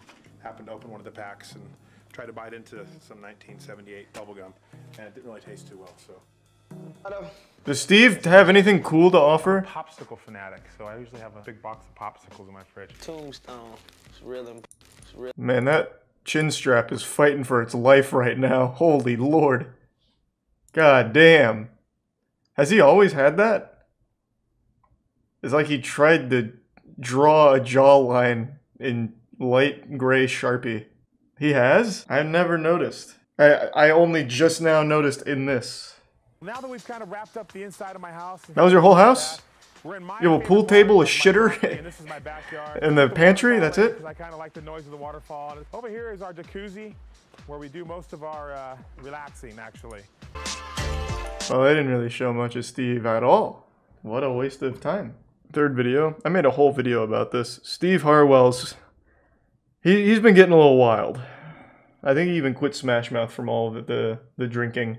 The 7-Up Jello salad? Haven't we seen that? Which one? Oh, this one? Today I'm going to do Mom's Jello 7-Up salad. And you need 2 small boxes of orange Jello, a cup and a half of water, which is enough to percolate, and the humper's on boil watch. I'm boiling water. And a container of 7-Up. And then that's your first step. And then you add crushed pineapple and banana, sliced banana. And then optional things, my mom also put in mandarin oranges and usually a handful or 2 of mini marshmallows. And for the crushed pineapple, you want to keep the juice, preserve it, and I have no interest in NFTs. which comes in later for the topping. Okay, I put the Jello in a bowl, and when the water gets to boiling and hot, here he comes with it. You want to dissolve your Jello. Yep, pour it in. Ooh, not on me. You almost spilled it on me. You don't need no more this thing. No. So is this shitty cooking or not? Because it's going to be really hard to fuck this up, I Dissolve think. your Jello into your hot water. You want to pour in the container of... Okay, let me see how it slide comes. this in the refrigerator and let it get nice What and just happened? set. Oh, those are marshmallows. Lid on it. Thanks for some bloofer. And then the topping takes a half cup of sugar and 3 tablespoons of flour, which is in this bowl, 2 tablespoons of butter, an egg, and the cup of pineapple juice that you set aside. Yeah, it came out fine, I'm sure. Yeah. Not even shitty cooking. Just boring. Oh, right. Master Wong gun defense. Oh, Master Wong's pretty good. Yeah, Master Wong should fight the Detroit Survival Urban Fitness Training Sensei Dale. I wonder who would win. Maybe there would be no winner. Can we watch some fedora tricks? Of course we can. Fedora hat tricks new. This is Nelson. Hey, Nelson. And for those who know me, you guys always see me with this fedora hat. Good. And there's a special reason for that. It's just that I'm getting bald, so I'm trying to hide it because I'm getting old. Yeah. This guy's got some fucking and drip. I decided to show you guys some moves, some basic moves. So let me get to business because I don't have much time. And I'm gonna show you some basic. Come on, Nelson, do some cool shit. I'm ready. Move number 1. I just like this song. Battle of Stellar. That's my boy. Okay, so move number 1. You grab the hat to the sides and you just flick it. Ooh. And it gives this pretty nice effect. Okay. And he starts shuffling. And just go like this. Hey! Okay. Let's see. The fedora tricks got you to drop 25, if eh? you guys want to grab it like this, Really appreciate it, Socks. Thank you, so man. it doesn't go to the sides. Okay, it's even better. Okay, you can follow, as you guys see. You guys can grab it like this. This is some Sigma male shit for sure. Another way of putting it in your head. This one is a little harder, but it's not that hard. It's like this. Okay. Oh, that. Sometimes it doesn't. Yeah, that was a little off. But. Yeah, that's cool. Okay. And it looks hard, but it's not that hard because if you grab it from here, you see, and you put this finger. I need to get a fedora. There. Okay. It's gonna go like the spring effect. See? See? And then you just gotta control it so it goes straight to your head. I'm gonna have to buy a fedora. I have to. With tricks like these. Now, in a nightclub, it's harder, as I told you. So we got one. Okay. That. This one you can actually follow it with this hand. Grab it like this. Now. Let me see. How? Jesus, how many tricks are there? If you go like this and you grab it from here, as you see, the round part is going to be right there, and you can go like this. Whoa! This guy's kind of smooth. This one is a little bit more advanced. You can do it 2 ways.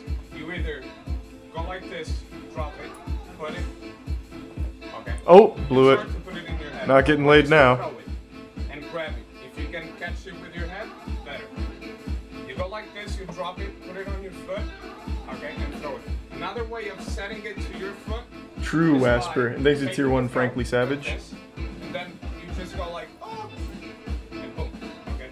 Just fake a throw, put it in your foot, you gotta look, and throw it. Okay? That's not nearly as cool. Kick it to your head. Okay.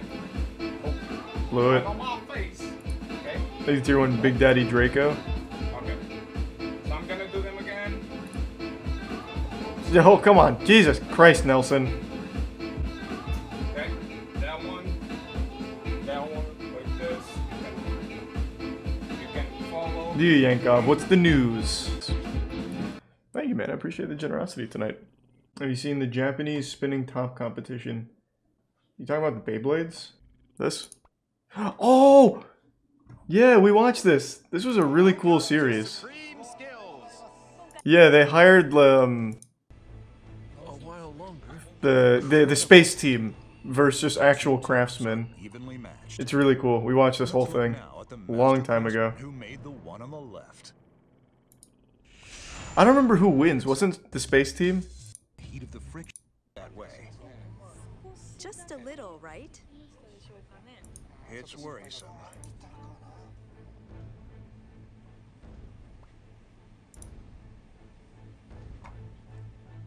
How will the I'm pretty sure the space team wins. Even though it's really wobbly, I think they do win. Both have passed 17 minutes. The top is Oh, never mind. It's down at 17:55. Damn, the master craftsman fucking slapped. Does it ever stop? 56 seconds. Plum top Oh, there it goes. It's swaying a lot. 10 seconds till we hit 19. But it's swaying a lot. Will the plum top manage to... Oh, just barely missed it. Thanks for the 5 gift. God damn, thank you for the 5 gift subs sucks and the 10 gift subs trash. Jesus, thank you for the back-to-back gift subs. We watched that a long time ago. There was a series where they used to do shit like that, and I forgot the name of it now. But we used to watch a lot of the Japanese like game show content and competitions. Like we watched the pizza spinning competition and all that. Fuck, it was cool. A lot of it's been removed now, though. Dubai is a parody of the 21st century. That's been getting recommended to me every day. I'm assuming that's the same for all of you then. Let's see. When we hear the word Dubai, most of us picture towering skyscrapers, immense wealth, police with Lamborghinis, 7-star hotels, with the absolute cream of society. I did not know police got Lamborghinis. That's kind of fucking awesome. I'm not gonna lie. The cop that pulls you over is just fucking loaded. Wild. Inside them. Also the Palm Islands, the World Islands, the Burj Khalifa, the Burj Al Arab. Thanks for the sub enchanting and the resub Phantom and Schnoz. So in light of all that, I'm here to make the case and yeah, that I have seen Dubai, that, sis. the Emirates, and the Gulf countries in general are one of the worst places on the planet. Whoa. Now, this is a rather bold claim, I realize, but it's one that I can substantiate fully. So let's take a look at what's really behind the glitz and glamour, the true face of Dubai and the Gulf countries. Money. It's a lot of To money. understand what's going on in a place like Dubai, first let's talk about There's a Big O and Pyro. In the decades following World War II, Bucharest, the capital, came to face the same problem as many Eastern European capitals did at the time. As urbanization increased and huge residential areas were built out, the need arose for new, high-capacity public transportation. And so Nicolae Ceausescu, the dictator of Romania back in the day, gave out the order to construct a metro line. And so the engineers created a line proposal and presented it to him. And then Ceausescu was like, no, I will design the route personally. And so the former shoemaker assistant, who also called himself the genius of the Carpathians, I am not making this up, sat down and redesigned the entire metro line to have it run along the river. Have you seen Big O? Underneath. I think so. Yes, along. But Nicolae Ceausescu's wife, Elena Ceausescu, a former textile factory worker, also got her fair share of planning. Reportedly, when the planners presented the final version of the metro line to the Ceausescu couple, Elena Ceausescu reportedly asked why the metro would stop inside the inner city at Piața Romana. And this all ties into Dubai?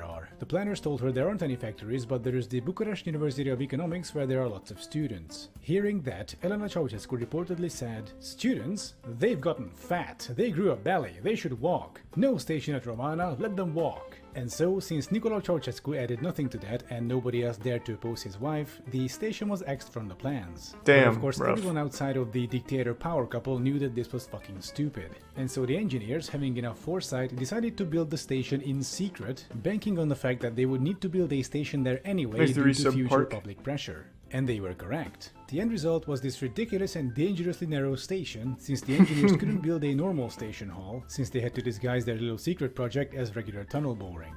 And so the moral of the story is, smooth brain dictator plus construction equals dumb shit. And boy, what pretty cool though. Segue this is to the video's actual subject, Dubai. Yeah, what did that have to do with Dubai? It just seemed like a really shitty subway. The city of Dubai is a fucking joke. It's a tasteless parody of everything wrong with modern humanity. And so why do I say that? Let's go through it, shall we? Thanks to Sub-Legionnaires. Now, learning more about my country. Are you from Dubai? I have already talked about the Burj Khalifa. It's a big dumb tower of glass and steel stuck in the middle of the desert, serving no other purpose than a petrodollar-fueled dick measuring contest. And the building even has its own poem about itself. Like seriously, how pretentious can you get? I am the life force of collective aspirations and the aesthetic union of many cultures. I see. Oh, this is so sweet though. What the hell is that noise? Oh no, it's the poop trucks. Yeah, did you know that the Burj Khalifa isn't connected to its sewage system? So every single day a huge line of poop trucks have to queue up next to the building and suck out all the poop. So it's like a fucking RV? Wait, are you... Why... What? Hold on, I have to fact check that. I'll just do septic trucks.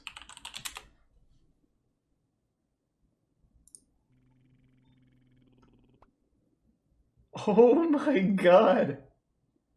Why? Exit Prime, Flux, Waffle, and Psychonaut.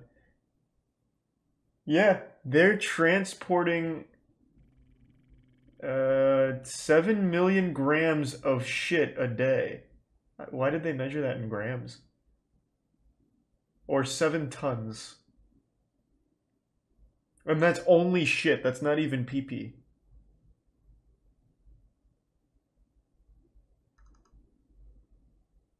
That's fucking wild. That's so much shit. Thanks to the resub Gigas and Showtime. So Ammar's ambition and Dubai's shining dream included the world's tallest skyscraper but not a sewer system. And besides, I talked about this before in the skyscrapers video, there's actually not much point to building a skyscraper. Like the only situation where it might make sense is when you're physically out of space. But trust me, Dubai does not have this problem, which ties into the next suspect. Look how cool that is though, that's awesome. That looks cool. Thanks to Prime Westy and Nerd. Dubai's Palm Islands are the OG symbols of the city. The construction of the first one, the Palm Jumeirah, started in 2001, if you can believe that. And according to Google's satellite images, it's still not finished, it's still getting built out. And just for good measure, let's take a look at what they Nature is amazing. Here. I mean, Nature didn't make nice this, they made space, this. But what are they really, from up close and personal? These are man-made. Well, the stem is an 8-lane urban freeway, and the leaves are just individual suburban streets. Oh, and there's also a monorail in the middle.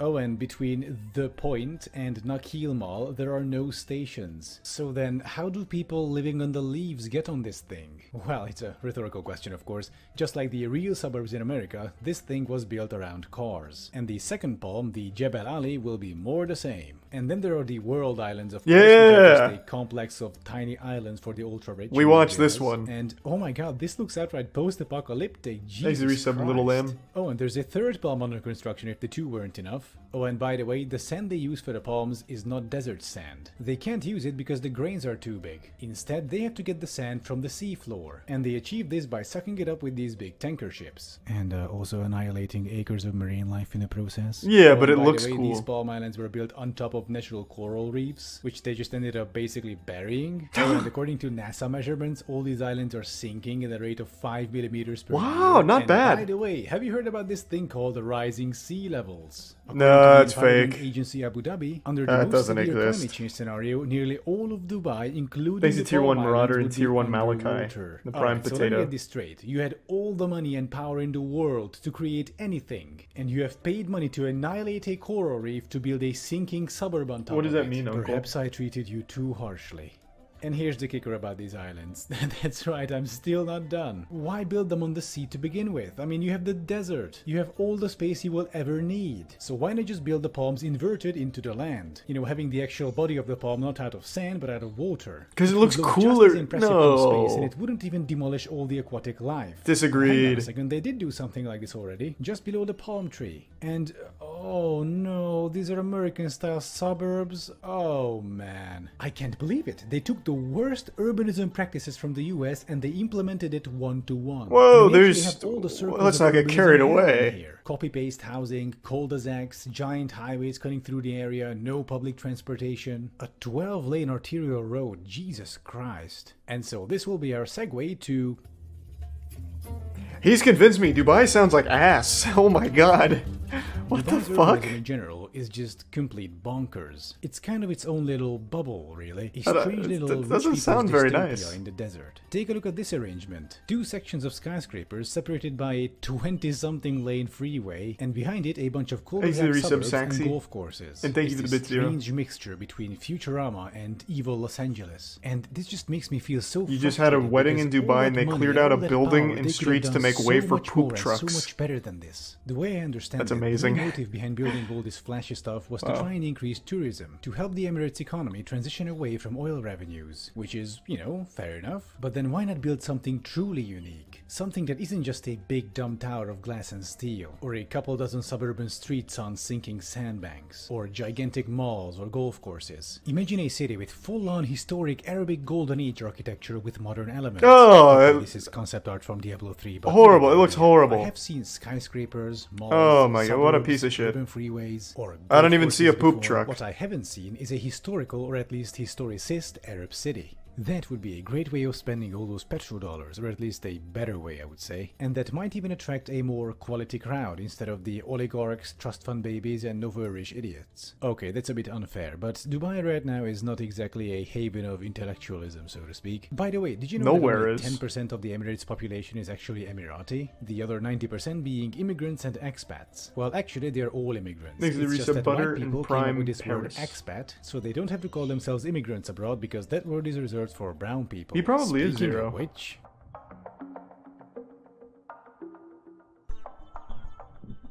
and this right here is my biggest problem with Dubai, the Emirates, and the Gulf states in general. All that luxury, wealth, and opulence you see all around you in Dubai. This rests video on is a full of mountain hidden stereotype and tragedies. hate. Poor people from third world countries such What do as you mean? India, Pakistan, and Bangladesh are Seems lured like in he's just by work hating on the- agencies promising the high city. wages and stable employment.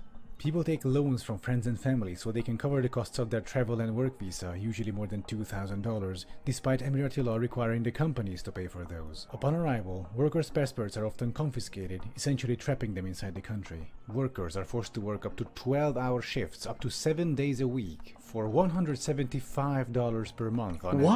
average. Wage arrears are Big common, bucks. many workers not receiving money for months on end. To quote from a Human Rights Watch report, the impact on workers whose Nigga wages are Prime withheld for Larry? even 1 Resub month Burger is very King. serious. They immediately fall into arrears on the debt they owe recruiting agencies in their home countries. They incur additional interest, and they are unable to send money home for their families who depend on their income earned in the Emirates. In some cases, the non-payment of wages means that workers do not have money to buy food or basic goods and end up borrowing money just to survive. The COVID epidemic only made things worse. That and the oil price crashing left many workers jobless. Is there some Consequently, many kryptonite? were abandoned by their former employers. They now spend their days in half-abandoned worker camps on the outskirts of the city. Only volunteers and their food donations standing between them and starvation. Jesus Christ. What does that mean? That's a Fed you just mentioned now, Charlie? What is it? I don't... What's that in reference to? That's a Fed. What are you talking about? I was gonna look something up though real quick. Thanks for the gift sub, Drifter. What is the average salary of Dubai? Because maybe $100 a month is good. Wow! The average salary in Dubai is 17,000 per month. That's of AED, so roughly 4.5K a month USD. Oh, wow. That's pretty good.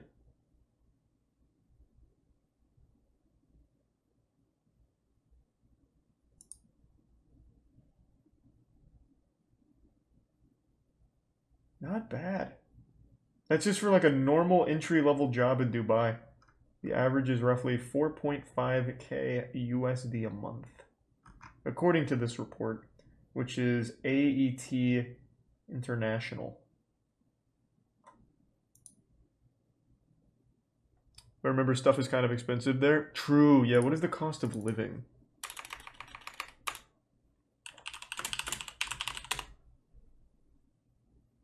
Cost of living is single person monthly cost without rent, roughly $1,000. To be fair, that's not horrible. That is not bad for the average salary and the cost of living. That isn't bad. I thought it was going to be like a lot more. But I guess with rent it could really pop off.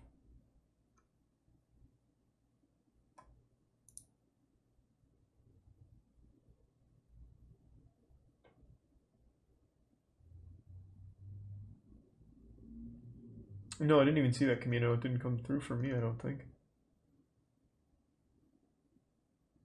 Oh, you're right. I didn't see that. So they get that impounded and converted. That's a pretty cool fact. Dubai is such an interesting place. After watching this video, it seems like a place I would hate to live, though. If I have to wait for the poop truck to come around. And if it's sinking, doesn't sound optimal. Thanks, 3 subplux. You gonna paint your nails like Ludwig? I didn't plan on painting them. And I can't click links mercenary. Just tell me what it is in the chat. A Guardian article quotes a construction worker called Hassan. He says, guests on and off visit but when nobody comes, we have to starve. We have nothing. All this just a few kilometers away from the 7-star hotels, the world's tallest skyscraper, the world's biggest mall, and the golf courses for rich foreigners. According to the estimates of the Commonwealth Human Rights Initiative, between 2012 and mid-2018, more than 10 Indian workers died in Gulf countries every single day. And these are just the Indians. In addition to that, a Jezebel article goes on to say that at least 2 Indians commit suicide every single week. Holy shit. A number, they say, that is simultaneously both shocking yet unsurprising. They show photos of the accommodation the Tier 1 workers have to Phoenix. endure, unfit even for animals. A harsh contrast to Instagram's parallel universe. They call this system modern slavery, and I'm afraid they are correct. This and the previously mentioned issues, but especially this, is why I hate the Emirates and especially fucking hate Dubai. The city of Dubai is a fucking joke, one that's unusually cruel. It's a twisted parody of everything wrong with modern humanity. I'll leave you with a poem from Bertolt Brecht, written in leave me with a Burj Khalifa poem. Titled, Questions from a Worker, who reads, Who built Thebes of the 7 gates? In the books you will read names of kings. Did the kings haul up the lumps of rock? And Babylon, many times demolished, who raised it up so many times? In what houses of gold glittering Lima did its builders live? Where, the evening that the Great Wall of China was finished, did the masons go? Great Rome is full of triumphal arches. Who erected them? Over whom did the Caesars triumph? Had Byzantium, much praised in song, only palaces for its inhabitants? Even in fabled Atlantis, the night that the ocean engulfed it, the drowning still cried out for their slaves. The young Alexander conquered India. Was he alone? Caesar defeated the Gauls. Did he not even have a cook with him? Philip of Spain wept when his armada went down. Was he the only one to weep? Frederick II won the 7 Years' War. Hey, thanks for the long time of watching, Cobb. Every page a victory. Who cooked the feast for the victors? Every 10 years a great man. Who paid the bill? So many reports, so many questions. Thanks for the Prime Alpha Jack. Thank you for watching. That wasn't a very cool poem. I'm sorry the video took such a dark turn in the end, but as I was looking up stuff for Dubai for the video, I kept encountering more and more just alarmingly fucked up information. Like, Jesus Christ. Anyway, thank you for watching once again, and please like and subscribe if you haven't already, and do... I didn't know anything about Dubai. And now I don't know anything about Dubai, but I know a lot of fucked up stuff about it. Watch failure of Reddit Island. Never even heard of that.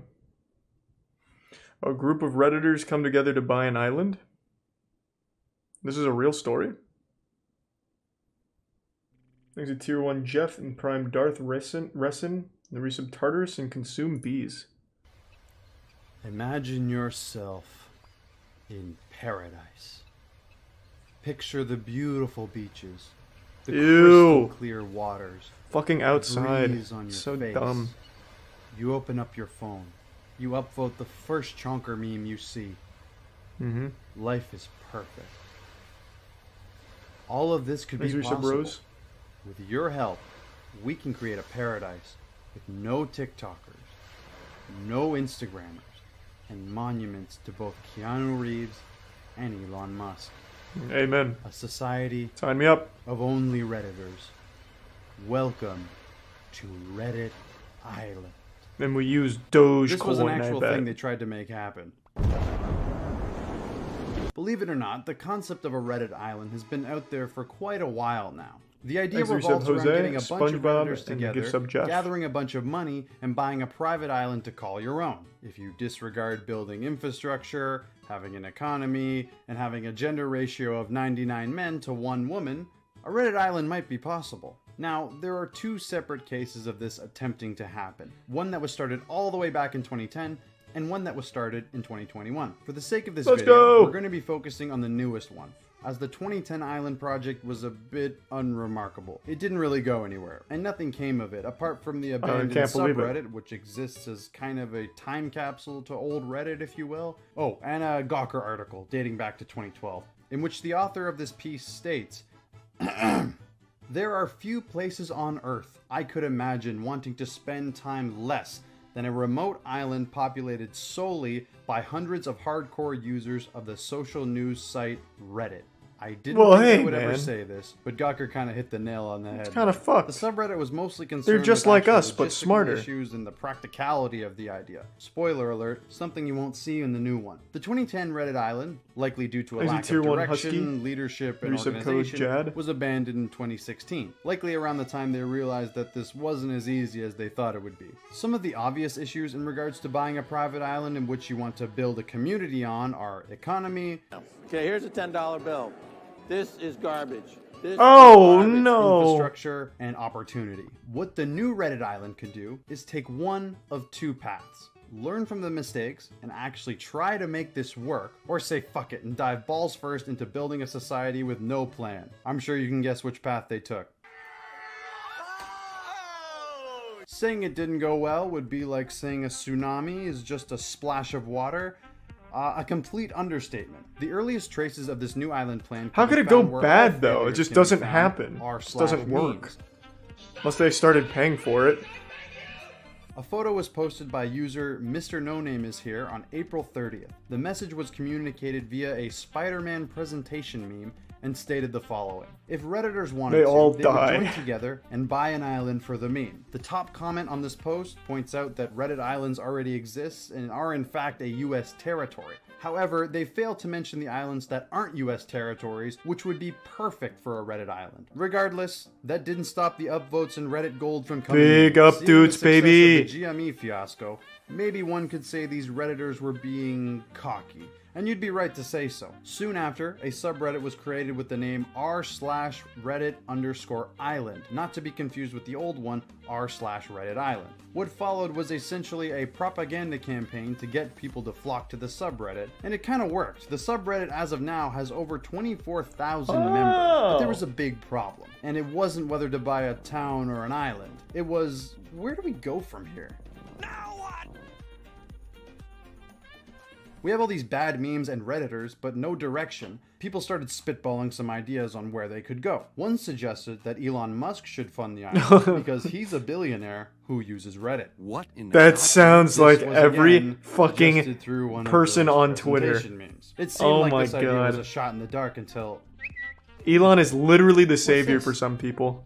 The official Elon Musk Reddit account messaged one of the mods and wants to chat. Oh my god.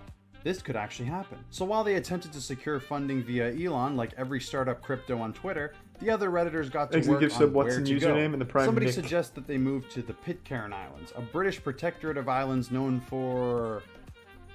Oh dear. Oh anyway, no! Protectorate. Who told them about the Pitcairn Islands? We talked about this on the podcast for years. This is an island of pedophiles. This is the island we always talk about. Which one of you fucking leaked that? It's an island that literally only has 50 people and I think 40 are pedophiles. So if you have like a big enough group, like maybe just like 10 dudes, you could easily take them down. And a lot of them are really old. Oh, their plan isn't bad. The Pitcairn Islands, like that is ripe for the taking. That is an easy overthrow. Damn. The Pitcairn Islands, a British protectorate of islands known for... Oh dear. Anyway, the Pitcairn Islands have a population of only 47. So if the Redditors were to move there, they could simply outvote the population and claim it as their own. They literally stole our plan! Picture of Jim from The Office with less violence, I think. Fucking whiteboard was the most upvoted post on the subreddit in regards to moving anyway. Side note, how are these stupid presentation board memes even considered memes? They're not funny, there's no joke. What's the point? You just type it out at once. All it does is make you look like a smug. This seemed foolproof, right? Wrong. Two big problems with this idea. One, you'd need to obtain some sort of citizenship to vote. You can't just walk into some place and outvote the population, or else we'd all be speaking Mandarin. And if you were to somehow take over the island, Pitcairn Island is a territory of the UK, and I'm sure they'd have something to say about that. Two, the Pitcairn Islands are in the middle of fucking nowhere, with conditions less than ideal for living life. It's also inaccessible by plane, so you'd likely need a private boat with a skilled crew to even get there. Although from this footage it looks nice, most of it's uninhabitable. It looks like it's ripped straight from Far Cry 3 actually, now that I think about it. Imagine if Reddit Island turned into Far Cry 3. The good ending. The Pitcairn Islands seem to be the popular choice, even if it didn't make sense. Get Mr. Beast involved. Geographically, you get the goddamn point. Fucking losers. Though, even with all the brainstorming, we can't do it. Let's just ask Elon or Mr. Beast to do it for us. We deserve it. Until one day. One glorious day, somebody under the name Island Owner Alt claimed they had inherited a private island from their grandfather, who bought it 40 years ago, and he wanted to expand it. He made a simple offer. If the Redditors could give him the money to cover the construction, oh my god, they did! He would make this island an island of Redditors. The mods saw this post and the popularity it got and gave him money. They got fucking scammed! He sold them on his pitch. He now has the mod approval, and we all know Reddit mods are never total idiots. To many, this looked somewhat legit now that it had an actual sense of organization. They dubbed this guy the Messiah. Classic Reddit.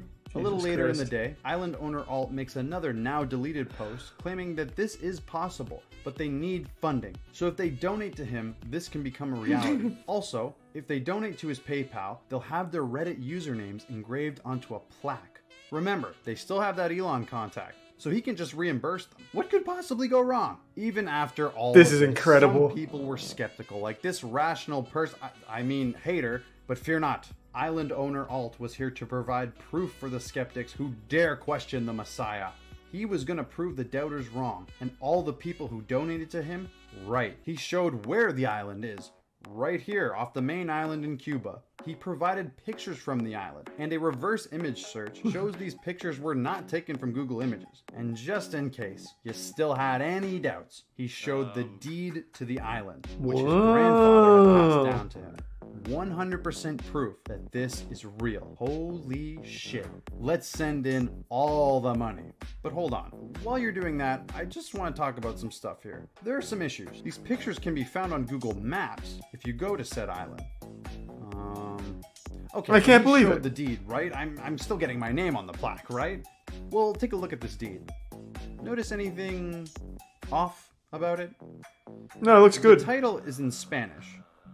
but the text is all in English. That's odd for a document from the Cuban government, a country where they only have one national language, Spanish. Doesn't seem very official. Speaking of official, the document has no government seal or stamp on it either. Also, the latitude and longitude coordinates from the deed and the picture he showed don't match up.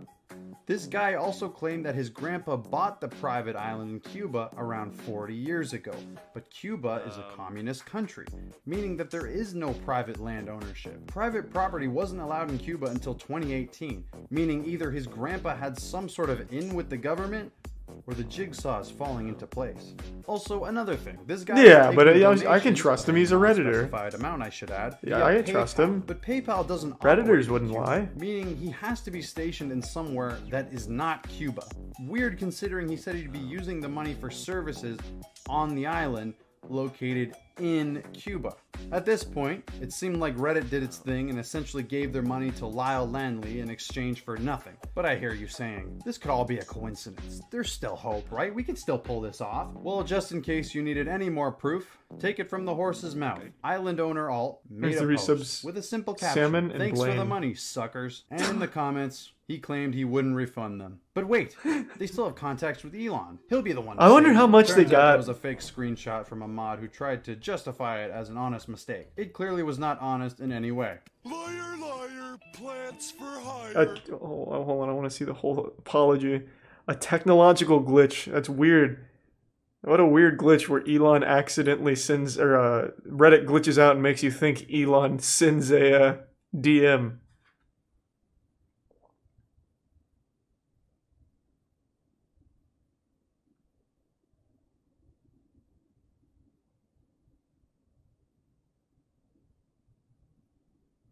Jesus fucking Christ. Oh my god. Oh, it's so painful. People actually sent that dude money too, and then this mod tries to just say like it was a technological glitch. I accidentally inputted the Konami cheat code and for some reason Elon was typing to me. Oh fuck, I'm so sorry. It was weird that Reddit glitched. Curses does the narwhal bacon at midnight. It clearly was not honest in any way. Liar, liar, plants for hire. And with that final blow and one last presentation meme came the end of Reddit Island. Kind of, but we'll get into that a bit later. First, let's get into the aftermath. In that same thread, people were claiming they were going to sue island owner Alt, and he's going to be... God, he's really, like, kind of. Blasting through these. I want to read these. First, let's get into the aftermath. In that... You're a terrible person. I would rather spend an hour locked in a room with your mother than take a single look at your greasy ass looking face. What does that even mean? It doesn't even make any fucking sense. You suck. I'd rather be with your mom instead of you. Ouch. Shit.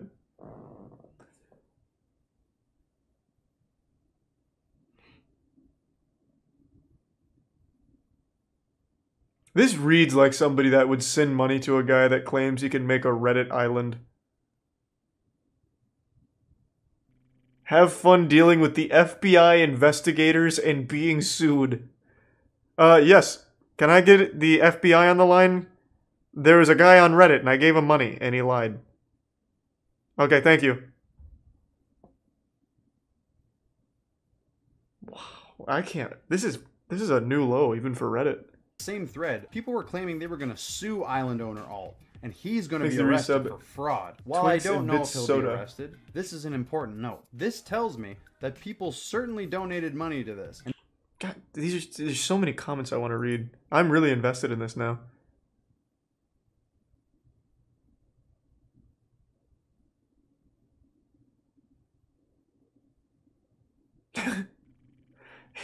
He fucking ratioed him on his own scam. On a... oh my god. Damn, that is rough. People certainly donated money to this. And if this guy's internet rage is anything to go off of, it might have been a lot of money. There have been multiple claims floating around about the amount. Thanks for sub Sax Facts and QD. Donated over 30,000. Oh, 100% he did not do that. No, absolutely not. He's just trying to get like 30k back or some shit. No way.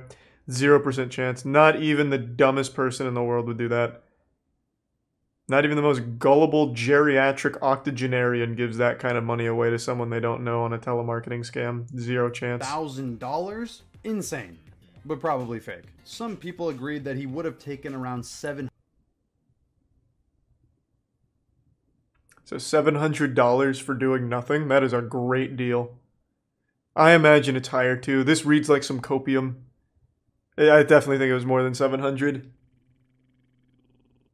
People throw money to people for no reason all the time. $100, which seems Thanks a to Prime bit Salty more and the resub. believable. But again, I haven't seen any solid proof Hotbox, of this. Skelly There's no Boy, way to and know Rugged. what's true in this case. The Either Bits way, Gamer. I think we can comfortably say people got scammed here. This was clearly a failure for almost everyone. But what if it didn't have to be this way? Let's say, for the sake of argument, this actually went through. Let's say in some miracle world, Reddit bought an island and managed to get a bunch of people to move there. Then what? We could make an exclusive subreddit for island members?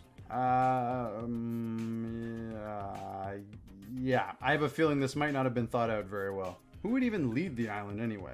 Yo, we're coming at you live from Camp 119. Thanks to resub. In my opinion, Ungodly. best case scenario, Lord of the Flies. Worst case scenario, everyone dies from lack of food, water, and shelter. What kind of place is this?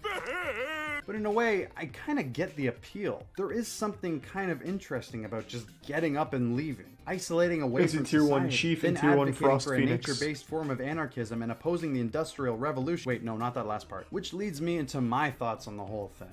I'm gonna be honest, guys, I'm a little conflicted. On one hand, yeah, this guy scammed people after he promised something to them, and he might have committed a crime. On the other hand, come on, did you actually think you were getting an island? I mean, Yeah, I think you you absolutely deserve to get scammed there if you gave him money. Who doesn't understand technology? Kids, stop buying V-Bucks. Is it Tier 1 Welleslaw and Tier 1 Uneasy Bake It's Oven? kind of like the Darwin Awards, where if you take the context out of it and don't provide details, yeah, it's a bad thing. Oh, he did. But if you put in the context and give some backstory, there is some kind of comedy there. Did this guy commit a crime? Probably. Nope. Are these people naive for donating to this? Yeah! I find it hard to feel bad for people who were dumb enough to donate to someone like this with zero proof. And the mods are somewhat Not true, he had to blame for modding pictures. this guy despite that. But the story doesn't end there. You'd assume the idea of a Reddit island is essentially over. There have been 2 attempts and both have failed. Thanks, But what if I Ash. told you there are some secret underground operations that I have exclusive access to get a 3rd Reddit island going? Like the 3rd Madagascar movie that nobody remembers. There are subreddits set up now from the remainder of the Reddit island people like this Jesus one. Reddit Christ. Island Reborn. Oh my And God. this one promises to work. They even said they were going to build a theme park called Meme Land when they got there. They can't fail. Ha! Never heard that one.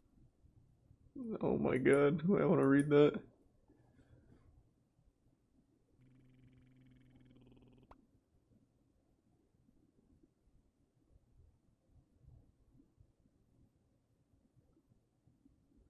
But I don't understand what this grant money has to do with anything when it's being used for research.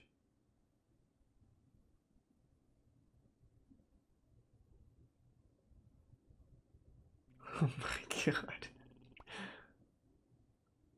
What?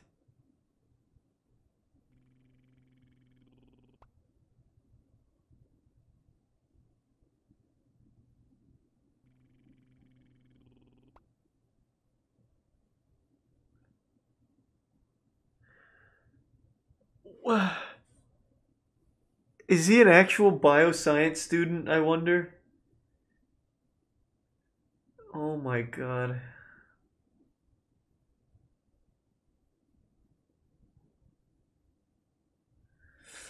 Thanks to Tier 1 Kawaii Baby and the Prime Ewok and give sub what's in username.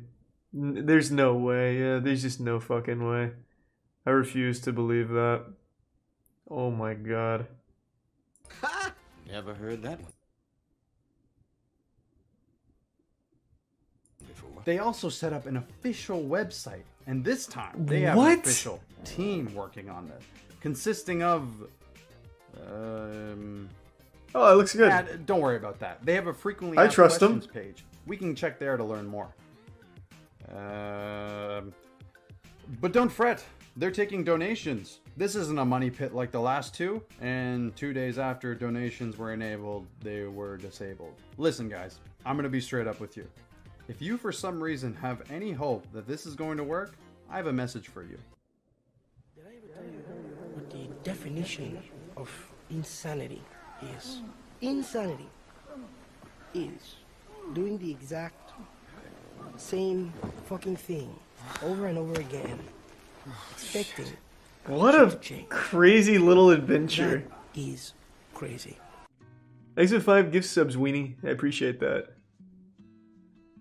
Hey, thanks for making it to the end of the video. You know what? I take back all the harsh criticism. This video is biased. It doesn't show this full story. Reddit Island is possible. I believe we can do it. We can fucking do it.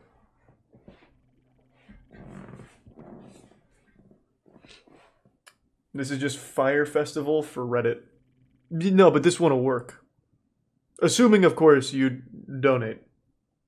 Well, it won't work without your contribution, obviously. Otherwise, it's doomed for failure. Thanks to the resub Hexadice and the resub just for the thanks to the Prime Hexadice and resub just for the lols. Twitch Island. Yes! Oh, yes. An island for Twitch chat.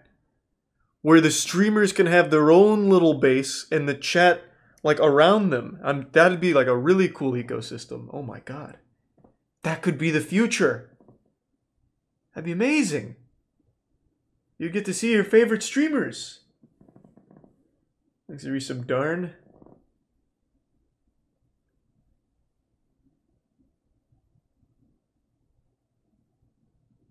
We throw peanuts like a zoo. Yes. Now you're seeing the big picture.